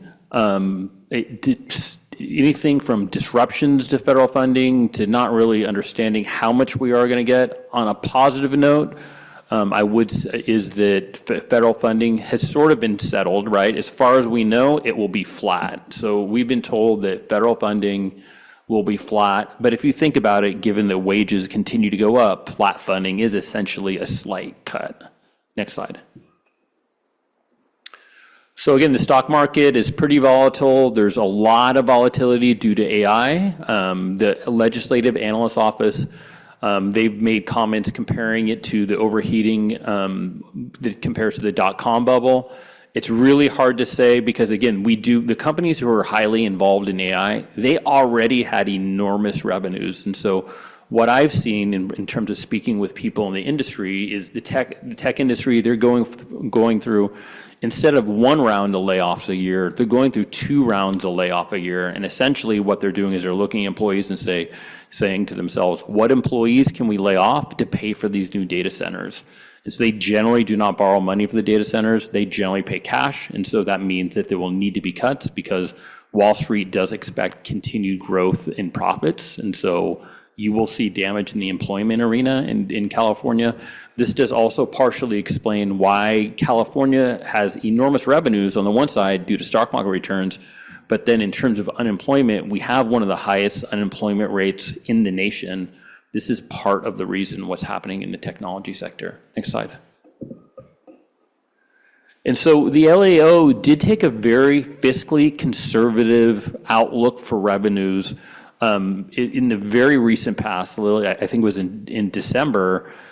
Their revenue estimate was much lower than the governor's. However, they did redo their estimate based on what's happening in the stock market. It's really hard to predict out multiple years, but even with their conservative outlook, they're looking at an increase of $4.6 billion over the governor's estimate. So it's very unusual to have the LAO predict higher revenues than the governor. They did do this, but even with this, we are looking at a budget that is not balanced. So on the non-Prop 98 side, the budget is not balanced by anywhere between $10 and $13 billion. And so cuts will need to happen on the non-Prop 98 side. Next slide. And so since Prop 98 takes about 40% of the overall budget, there has been this movement in the last couple of years to continue to borrow from Prop 98, meaning that school districts and community colleges have not received all of the money due under Prop 98, or there's been a delay in the funds. And so a common practice has been moving the money from one fiscal year to the other literally by a day. It's an accounting gimmick. We're not allowed to do that, but the state's allowed to do that. So that is one way that they balance their books and borrowed money from us. The other thing that they're doing, which is, again, it's not that unique, this has been kind of been a pattern, is when they get a projection for revenue, they adopt the higher projection for revenue because it makes the budget more politically correct and make it look more balanced, but then they don't give us that allocation, or they don't project to give us that allocation. So if that's what happened in the January budget proposal, I would anticipate as we get closer to May that this will have to be resolved and that they're not going to be able to leave $5.6 billion on the table. It will narrow, again, for the level of uncertainty we have with the stock market. I would imagine there's still probably going to be an attempt to not fully fund us, but we'll just kind of wait and have to see what happens. We might not know until the end of summer for all the details. Next slide. So this slide is similar to what I had last time. It shows the impact of inflation. And so in terms of the funded COLA that we received in education, about a total of 8.7% over the last 3 years. But if you look at inflation for healthcare and you look at it for food services, there's a pretty substantial gap, 20% for healthcare and 16% for inflation. And so, or I should say, that's the increase is 20% and 16%, leading to a gap of 11 and 7. And so what does this mean? It means that school districts will continue to be under enormous pressure to continue to offer competitive compensation. Next slide. We'll speak about our local conditions. Next slide.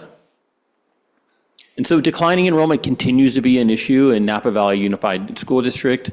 This is due to lower birth rates in Napa County. This is a statewide phenomenon now, so it's no longer just Napa County. High housing costs contribute to this. Again, what did we have to do in response to this? We did close 2 elementary schools and a middle school. Myacomis Charter School is also exacerbating the enrollment loss and is expected to continue to negatively impact NVUSD, especially if it meets or expands its enrollment targets. District-wide enrollment has already fallen by 917 students since 2020-21, with an additional projected decline of about 440 students over the next 3 years. Next slide. So this slide depicts our past enrollment decline and our projected enrollment decline going forward. Next slide. This slide depicts, again, I know the numbers are small. All you need to do is just really look at the colors, red or green. And so what it shows is our enrollment by grade level at each school. And so it shows that overall, as a school district, we are lower in terms of our actual enrollment compared to our projection. This has been a shift. This was not the case for the prior 3 years. In speaking with others, this is likely due to immigration enforcement is a key factor, and the local economic conditions here in Napa. Next slide. So this slide depicts enrollment in American Canyon, and so right now we're projecting that enrollment in American Canyon will likely peak for the foreseeable future. This is likely due to change in inter-district transfer policy for a neighboring district. And so again, we'll continue to watch this closely. It's hard to tell from where we sit right now. And again, we'll watch closely and we'll have to continue to be adaptable. Next slide. So this is our projected fund balance. And so we do anticipate ending the year with a slight surplus of about $89,000. For next year, we have a small deficit of about $3.6 million. The business office is working diligently to try and close that gap, again, trying to meet our goal as a school board to always adopt a balanced budget. Next slide. So layoff and reductions in force. So we do not anticipate any large-scale layoffs or reductions in force. However, again, there will be reductions due to declining enrollment. I'll talk about this a little bit more, but again, I just want to emphasize the importance of making small adjustments. So even though we are fiscally strong, the way that you stay fiscally strong is by making small adjustments. If you do not make small adjustments, what ends up happening is just the size of the deficit just gets too large, kind of like what happened to us in the past. And then, you have to cut with a hammer instead of a scalpel. And it's not pleasant. Highly recommend that we continue on this path of making small adjustments and continue the successful path forward. Next slide. So this is a potential expansion. It's hard to know for sure. We'll definitely land. Again, we'll have to wait till May to hear a little bit more. But the governor is proposing an expansion of community schools, so it's pretty significant. The LAO's recommendation is that it's just too large. The state can't afford it. So again, we'll have to wait and see. But essentially, what they're proposing are all schools with an unduplicated count of 65% or higher would essentially automatically qualify for the community schools grant. Pretty significant dollars for schools. They are restricted, so we're going back to the days of having restricted funds instead of having lots of unrestricted funds. So we will move to 17 of our schools potentially qualifying for this new grant. Next slide.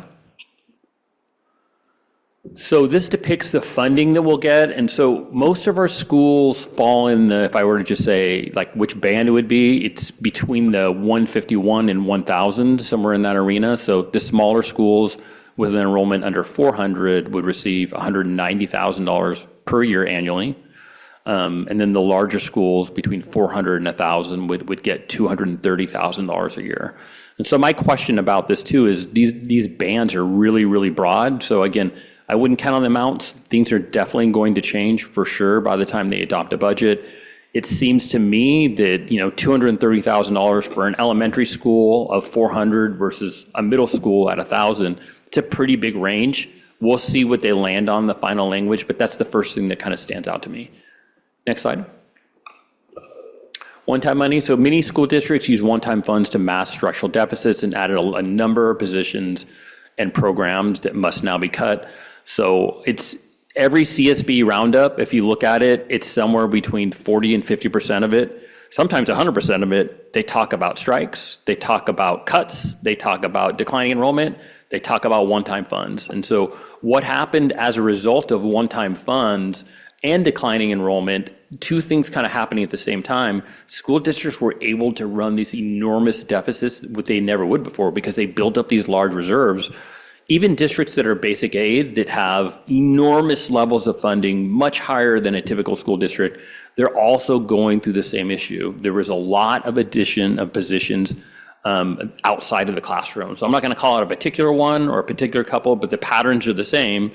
They're not teaching positions, they're generally positions that provide support outside of the classroom that school districts can't afford. The model that we have for funding does not allow that to continue permanently. The community schools grant, I would say, is an attempt to add some of that back, but it will not be the level that school districts have become accustomed to. So there will need to continue to be changes. In terms of what we're doing with one-time funds, we, again, like all school districts, there was just too much money to spend with one-time money to not get some positions. We were very conservative about the number of positions that we added. And so we have about 27 FTE, or if I transfer that into dollars, which I love to do, it's about $4.2 million sitting in one-time funds. However, what we've been doing as a strategy is we take the amount of money that you have in one-time funds, you divide it by the number of years that you have for those funds, and then we say, okay, we can afford positions for that amount of time. So in this case, the one-time funds that we have enough money in the one-time funds with no changes, meaning assuming we get no more one-time funds, enough to make it the current year plus 2 more. And so there is a proposal to give school districts additional one-time funds. And so our strategy as an executive cabinet is to tag that money on the end. And so initially I was pretty anxious about it, but when you start, if you take it from a logical standpoint and say any budget is about 3 years, right? I don't know what's going to happen beyond 3 years. So if I say, well, I've got one-time money that we can last 3 years, it's essentially the same, right? So it's no different than base money. So this has worked out really well for us. And so I would continue to recommend that strategy, not adding additional positions into them. We can switch them around and change them based on our needs, just like we would do with any fund. But we should continue to keep it about the same amount, because also we need to continue to assume that we're going to have to pay compensation increases and step and column. Next slide. So I've alluded to this a little bit. So there is a major danger in education about kicking the can down the road. So school districts are really good at hiring people. As soon as a grant comes, they hire people. We talk about this great new program that we're going to have in front of the school board. But one of the things that we don't do a very good job about is saying, hey, by the way, that grant we got, it's going to end in 3 years. And all of those people that we hired that you love, we're going to have to lay those people off. And so that is just the way funding works in education. It's not pleasant. It's what happens in the private sector. They have layoffs all the time. It's a regular part of business. It's not in education. The system is set up to make it really hard to reduce positions. And so just the statutory timeline and so forth. And so it's just really important that we continue to make these small cuts. Next slide. And so again, it's a statewide struggle. I alluded to, I think, all of this. I guess just the big thing, to remind the board is even the basic aid districts are struggling with this. So it is not just the LCFF district. So you have to say to yourself, if you have a district that's getting $15,000 per student, let's just say, for example, and a district that's getting $30,000, it's no longer about having enough money, right? It's a pattern of behavior. Next slide. So again, problems get bigger if you don't address them. Next slide. So this is a summary of where we're at as a district. And so we are meeting our 10% minimum reserve requirement that we have as a school district. And again, we're looking at a small surplus in the current year. and potentially a deficit for next year, but I would anticipate that we will adopt a balanced budget. Next slide. So what are our recommendations? So approve a positive certification for second interim. Both certificated and classified cuts will need to occur, but may slow to match natural attrition rates. While no large-scale cuts are anticipated, we do need to continue to be fiscally conservative and not add new programs unless they're specified in the budget. We will attend the governor's May revision budget, which we typically hold here in the district office. It's typically held over Zoom, and we need to continue to make small cuts. Next slide. I think that's questions. Thank you. Any questions from trustees? No, but I have a quick comment. Yes, Trustee Jankowicz. Thank you, President Chu. I do feel it necessary to acknowledge the presentation we just heard, and not for a reason that's probably expected. We made very difficult decisions several years ago when we began, well, gosh, 8 already, years ago when we began to see and assess impact of declining enrollment. Dr. Massetti and Mr. Manguala and the board understood then that maintaining fiscal health required aligning our facilities and our enrollment, and that meant making hard choices about school closures and righting the ship. Those decisions were not easy, but they were necessary. And we recognize that our resources exist to educate students, and ultimately that is our responsibility. But today, as Dr. Massetti referenced in her report, many districts around us and across the state are facing significant financial distress. And in many cases, one-time funds were used for ongoing expenses, structural issues were not addressed, and when the warning signs were very clear. Those decisions are now resulting in deficits that are eroding the stability of districts statewide. Right now, NVUSD is somewhat of an anomaly. Our current fiscal health did not happen by accident or by happenstance. It is the result of difficult, intentional decisions and very responsible leadership. There will be challenging decisions ahead, yes, but because of the work of the business office in partnership with the superintendent, we are positioned to be proactive and not reactive. That stability allows us to focus on what matters most, improving literacy, closing the achievement gap, and ensuring better outcomes for our students. And I say this because we cannot take our fiscal health for granted. As Mr. Manguala described in his presentation, navigating our budget requires careful attention to state funding, potential federal impacts, and responsible local management. At a time when districts throughout California are grappling with structural deficits, NVUSD leadership and the board made difficult but timely decisions to protect our ability to serve students. And as a trustee, I recognize that it is a privilege to be able to make these comments at this time when so many districts cannot say the same. So the work that has been done by our staff and leadership deserves to be understood and acknowledged. So I want to express my gratitude. Thank you. You're welcome. Thank you. Trustee Water? Unlike Trustee Jankowicz, I don't have a background in finance, but I can read. And when I pick up a newspaper, and read about a school district that has decided, it's like, it's not like I didn't see any of this coming. I mean, it's like you're watching a horrible train wreck in slow motion, or nightmares come alive. And when I see a school district that closes a school, and then in the very next meeting agrees to open a charter school and put it in the school that it just closed, this is not going to help their bottom line. Not going to end well. Not at all. And it's very funny. And then when I go to, the convention and, I know all those people running for governor just want to keep me from getting, too big for my britches. So they tell us that we're doing a terrible job and blah, blah, blah. And they talk about everything in the world except Proposition 13. I know that it's like radioactive. We can't go near it, but it is in effect. And they'll talk, just a lot of things happened. The hollowing out of the middle class. We started getting immigrants, which kept our economy banging, but they need to learn English and that sort of thing. There's more instruction involved. But I really just think that this juxtaposition of events, particularly the erosion of the middle class and Proposition 13, which was supposed to help them, but didn't really. And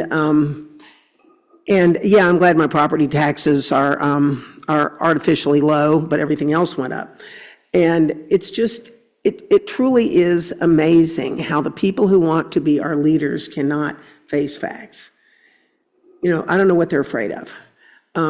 We face facts, and it wasn't pleasant, but, you know, nobody said that, you know, my life was going to be wonderful 365 days out of the year. It was tough what we did. But, you know, and I just came home and I told my husband, well, I've lived through cancer. I can live through this. You know, we're going to be fine. Oh, wait, we had all that too. And but we managed to do it. And I just am fascinated at how people are afraid to face financial facts. You know, knowledge is power, and we're smart people. We don't need AI to help us solve certain problems.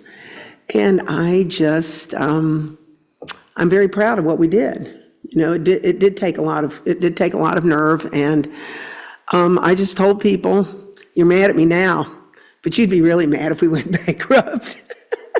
And they, of course, didn't believe me, and now they're coming up and saying, wow, you know, maybe, yeah, there was something there. There was something there. And I go, yeah.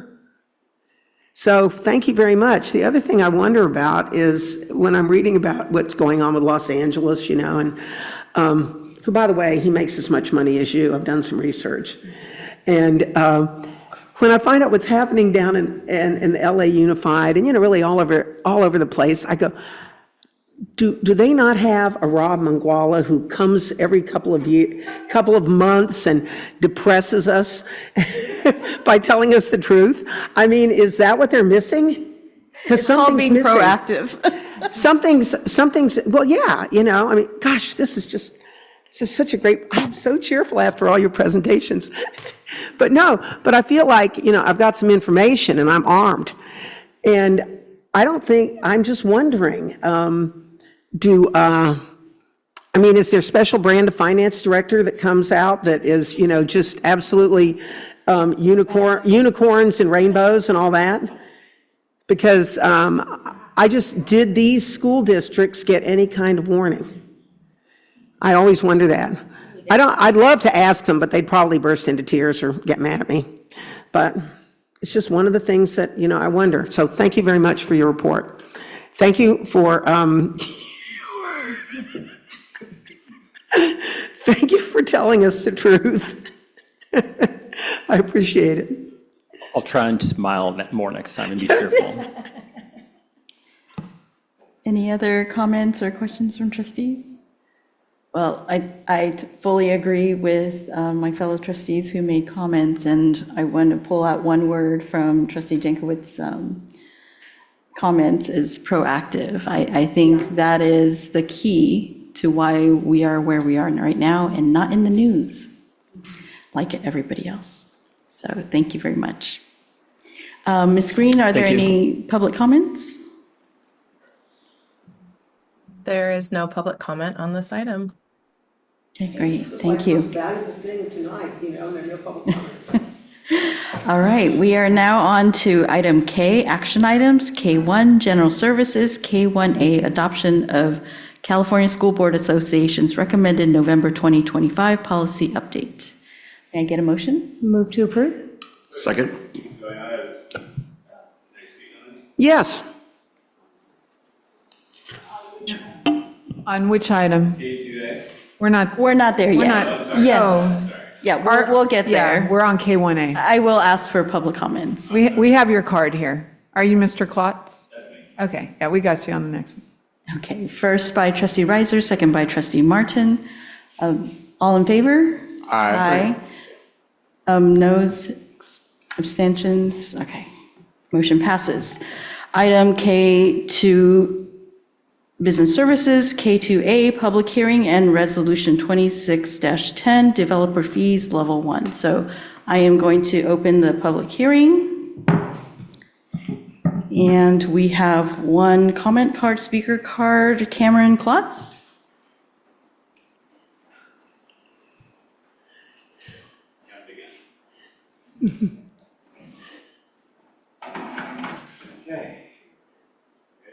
On the bottom. Turn the mic on the mic. On the base of the mic. Please. Right here. Got it? Yes. Okay. There you go. All right. I apologize for not knowing all of you already. Usually by the time I get up here, I've met with everyone individually. And, if you don't know who I am, I'm Cameron Klotz. I'm doing the mixed-use hotel development project downtown. So those tower cranes in the sky, that's what we're doing.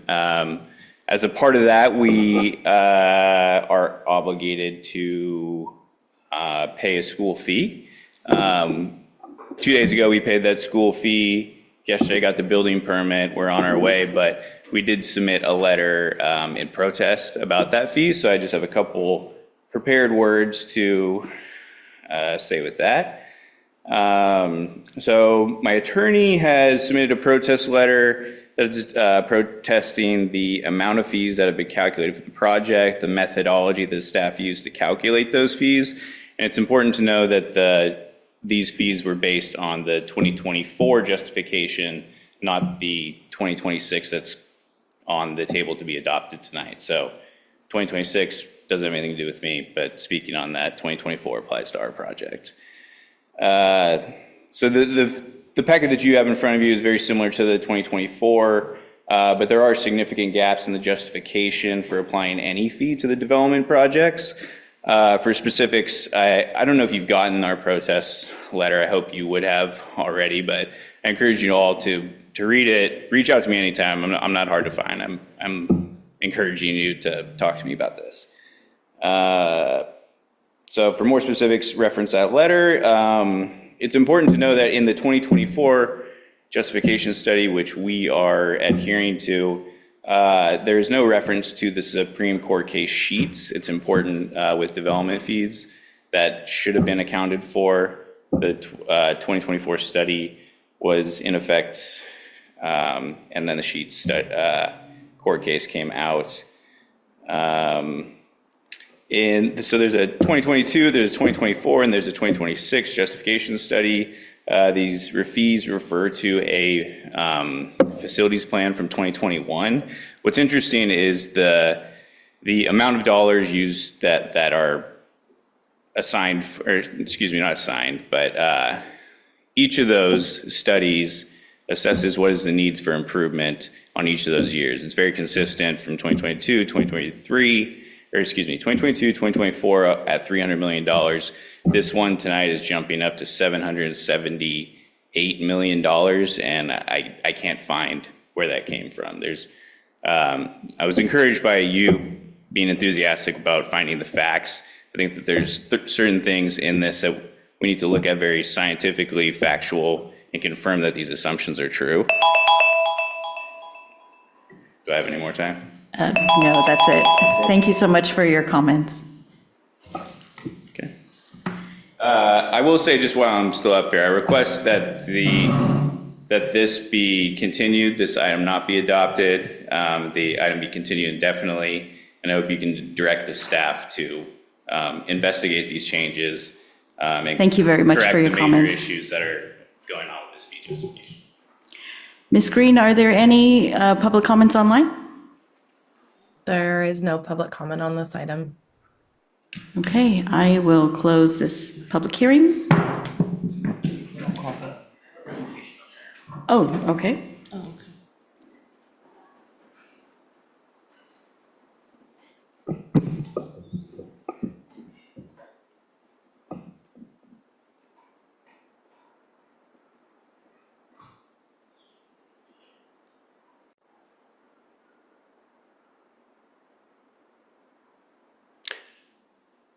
Thank you. So tonight I have Jennifer Gibb with me tonight, who is here from representing King and Associates for our developer fee study.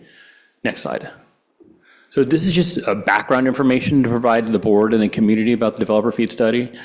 And so tonight there's a resolution. It falls under Education Code 17620, authorizing the governing board of any school district to levy a fee charge dedication, or other form of requirement against any new construction within its boundaries for the purpose of funding the construction or reconstruction of school facilities. Next slide. So Government Code 65995 establishes a maximum amount of fees that may be charged against such development projects and authorizes the maximum amount set forth in said section to be adjusted for inflation every 2 years, as set forth in statewide cost index for Class B construction, as determined by the State Allocation Board at its January meeting. Next slide. And so the State Allocation Board approved the maximum fee authorized of $5.38 per square foot for residential and 87 cents for commercial for where we fell in our fee study. Next slide. And again, the purpose of the resolution is to adopt our developer fee study with a rate of $5.38 per square foot for residential, 87 cents per square foot for commercial, and 14 cents for mini storage rates. Next slide. The developer fee justification study was completed by King & Associates, and again, the study identifies the purpose and use for the fee, the relationship between the fee to be imposed, the type of development project in which the fee is to be imposed, and the increased school facilities made necessary by virtue of the burden imposed by the development. Next slide. And so the recommendation for tonight is to adopt a statutory fee level for level 1, $5.38 per square foot for residential, 87 cents per square foot for commercial, and mini storage of 14 cents. The district is fully justified to collect these statutory fees, and the fees address modernization needs for students from the new development. Next slide. And that we're open for questions. Okay. Any questions or comments? Trustee Jenkowitz, do you have any? Can you go back? I think you need. Can you just go back a couple slides? Are there different levels of fees? You talked about statutory level 1 fee. Are there different levels of fees that? Yes, one second, please. Thank you so much. There are 3 different levels of fees. The level 1 fee is the state minimum fee that you can collect, and it's adopted by the State Allocation Board every 2 years. It's updated, and at the pleasure of the board, they can do the justification study, which you have done today, that's before you, and then adopt the minimum. Level 2 justification study has additional components that actually can raise your fee up to $9.88. You have a maximum on a level 2, and on a level 3 fee is when the state is out of any state school facility money. So Proposition 2 would have to be completely exhausted, and you could collect double the level 1. So this is an entry level fee. Correct. Any other questions, comments? Okay, thank you. Okay, so we have a resolution, Resolution 26-10. May I get a motion? Move to approve. Second. First by Trustee Reiser, second by Trustee Martin. We need a roll call vote. Student Fish Leader? Aye. Trustee Shu? Aye. Trustee Gonzalez Mares? Aye. Trustee Jankowicz? Aye. Trustee Martin? Aye. Trustee Water? Aye. Trustee Reiser? Aye. Motion passes. Thank you. Item K2B, second interim, 2025-26. Move to approve. Second. First by Trustee Reiser, second by Trustee Martin. Ms. Green, any public comments online? There are no public comments on this item. Okay, thank you. All in favor? Aye. Aye. Nays, abstentions? Okay, motion passes. K2C, Memorandum of Understanding with Napa County Office of Education for occupancy of the Napa Infant Program. Move to approve. Second. First by Trustee Reiser, second by Trustee Martin. Ms. Green, any public comments? There is no public comment on this item.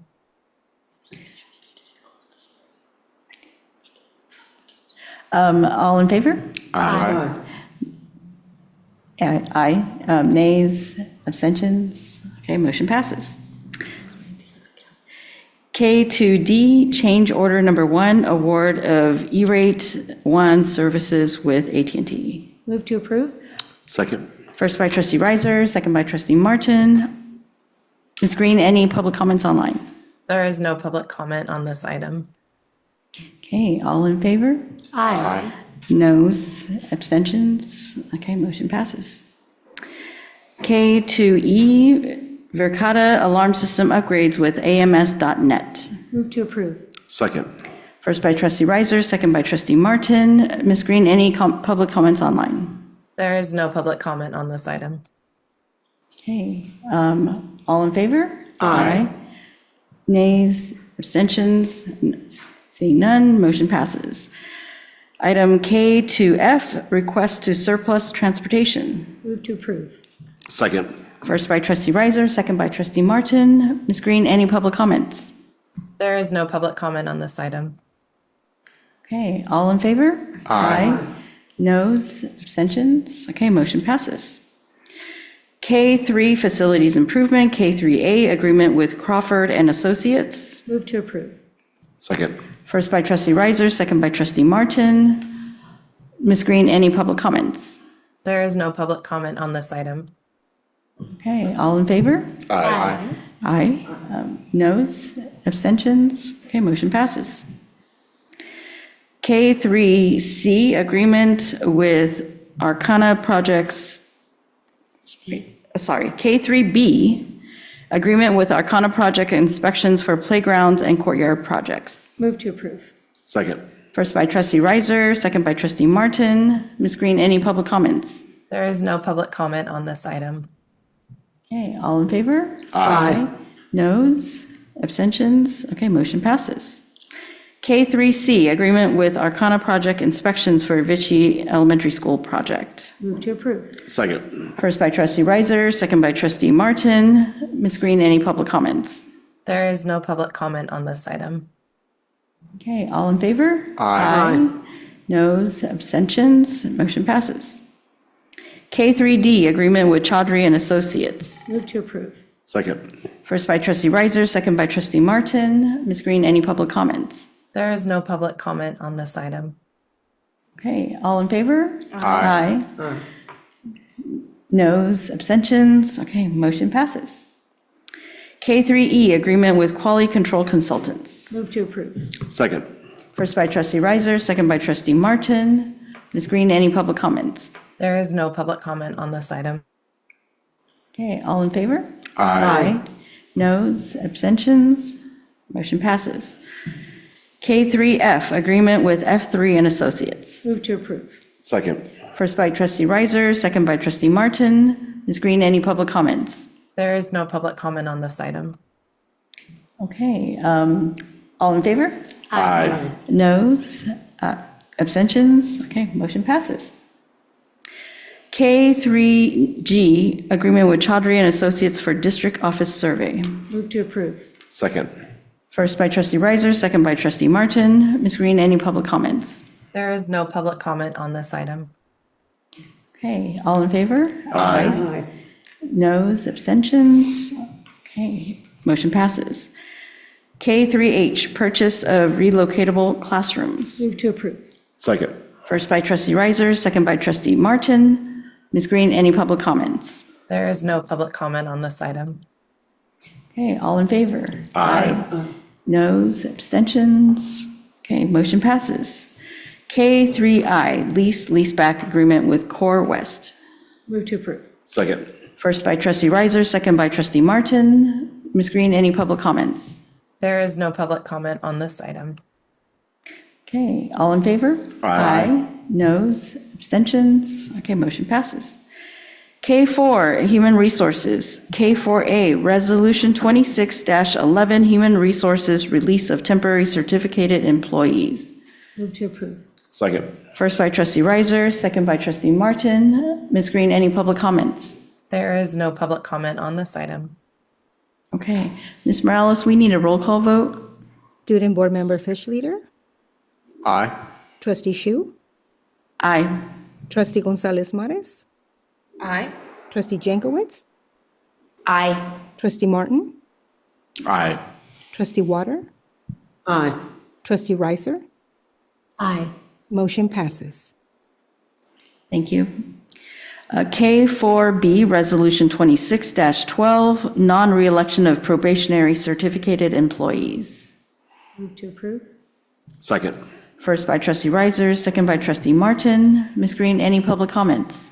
There is no public comment on this item. Okay, we'll need a roll call vote. Student Board Member Fish Leader? Aye. Trustee Shu? Aye. Trustee Gonzalez Mares? Aye. Trustee Jankowicz? Aye. Trustee Martin? Aye. Trustee Water? Aye. Trustee Reiser? Aye. Motion passes. Thank you. K4C, Resolution 26-13, classified reductions or discontinuance of particular kinds of service. Move to approve. Second. First by trustee Reiser, second by trustee Martin. Ms. Green, any public comments? There is no public comment on this item. Okay, we need a roll call vote. Student Board Member Fish Leader? Aye. Trustee Shu? Aye. Trustee Gonzalez Mares? Aye. Trustee Jankowicz? Aye. Trustee Martin? Aye. Trustee Water? Aye. Trustee Reiser? Aye. Motion passes. Thank you. K4D, University of the Pacific Affiliation Agreement. Move to approve. Second. First by trustee Reiser, second by trustee Martin. Ms. Green, any public comments? There is no public comment on this item. Okay, all in favor? Aye. Noes, abstentions, motion passes. K4E, request to hire educator less than fully credentialed. Move to approve. Second. First by trustee Reiser, second by trustee Martin. Ms. Green, any public comments? There is no public comment on this item. Okay, thank you. All in favor? Aye. Noes, abstentions, motion passes. Could I add that this person, in case anyone's listening, will be fully credentialed in August? Oh, wonderful. K5 Instructional Services, K5A 2025-26 School Plan for Student Achievement Addendums. Move to approve. Second. First by trustee Reiser, second by trustee Martin. Ms. Green, any public comments online? There is no public comment on this item. Okay, all in favor? Aye. Noes, abstentions, motion passes. K5B, New High School Course of Study Adoptions. Move to approve. Second. First by trustee Reiser, second by trustee Martin. Ms. Green, any public comments? There is no public comment on this item. Okay, all in favor? Aye. Noes, abstentions, motion passes. K5C, Expanded Learning Opportunities Program Plan Guide Update. Move to approve.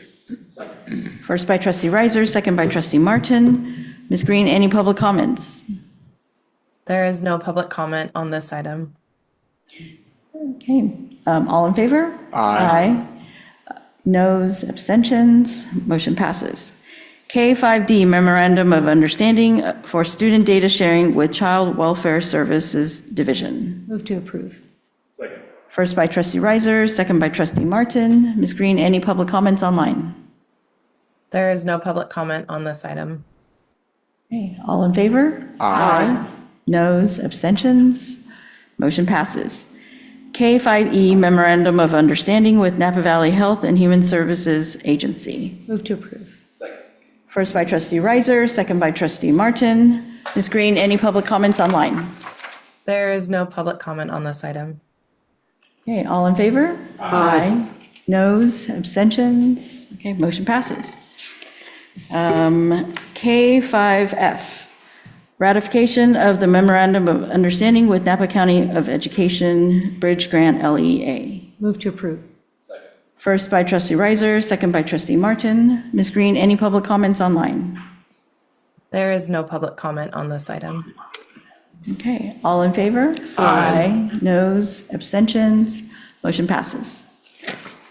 K5G, Student Data Privacy Agreements with Vex Robotics.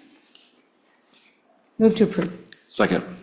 First by trustee Reiser, second by trustee Martin. Ms. Green, any public comments? There is no public comment on this item. Okay, all in favor? Aye. Noes, abstentions, motion passes. K5H, General Services and Student Data Privacy Agreement with Kathy Kellebrew Photography. Move to approve. Second. First by trustee Reiser, second by trustee Martin. Ms. Green, any public comments? There is no public comment on this item. Okay, all in favor? Aye. Noes, abstentions? Okay, motion passes. K5I, Agreement with Bob Rogers Travel, Inc. Move to approve. Second. First by trustee Reiser, second by trustee Martin. Ms. Green, any public comments? There is no public comment on this item. Okay, all in favor? Aye. Noes, abstentions, motion passes. K5J, Student Data Privacy Agreement with Pearson StatCrunch. Move to approve. Second. First by trustee Reiser, second by trustee Martin. Ms. Green, any public comments? There is no public comment on this item. Thank you. All in favor? Aye. Noes, abstentions, motion passes. K5K, Amendment to Agreement with Boys and Girls Club of Napa Valley. Move to approve. Second. First by trustee Reiser, second by trustee Martin. Ms. Green, any public comments? There is no public comment on this item. Okay, all in favor? Aye. Noes, abstentions? Okay, motion passes. Item L, informational. L1, General Services. L1A, Curriculum and Student Support Committee. There was no meeting. L1B, Facilities and Technology Committee. The minutes are attached. Ms. Green, any public comments? There is no public comment on this item. L1C, Finance Committee. The minutes will be at the next meeting, or the next meeting agenda. L1D, Policy Committee. There was no meeting. Okay. L2, Business Services. L2A, Enrollment Report. Ms. Green, any public comments? There is no public comment on this item. Any comments from trustees? Okay. L2B, Warrant Register for Accounts Payable, checks issued by NVUSD. Ms. Green, any public comments? There is no public comment on this item. Okay. Any comments from the board? All right. Item M, additional suggestions and comments from board members and superintendent. Yes. Yes, Ms. Water. Just a little one. Tonight, there was a reception down at the library for student artists from all of our high schools. And the pictures will be hanging up for a couple of months, so you can see them the next time you go to the library. Great. Okay. Any other suggestions or comments? Okay. Item N, future agenda items. No, doesn't look like any. Item O, adjournment. Move to adjourn. First by trustee Reiser, second by trustee Martin. All in favor? Aye. Aye. Okay, we're adjourned.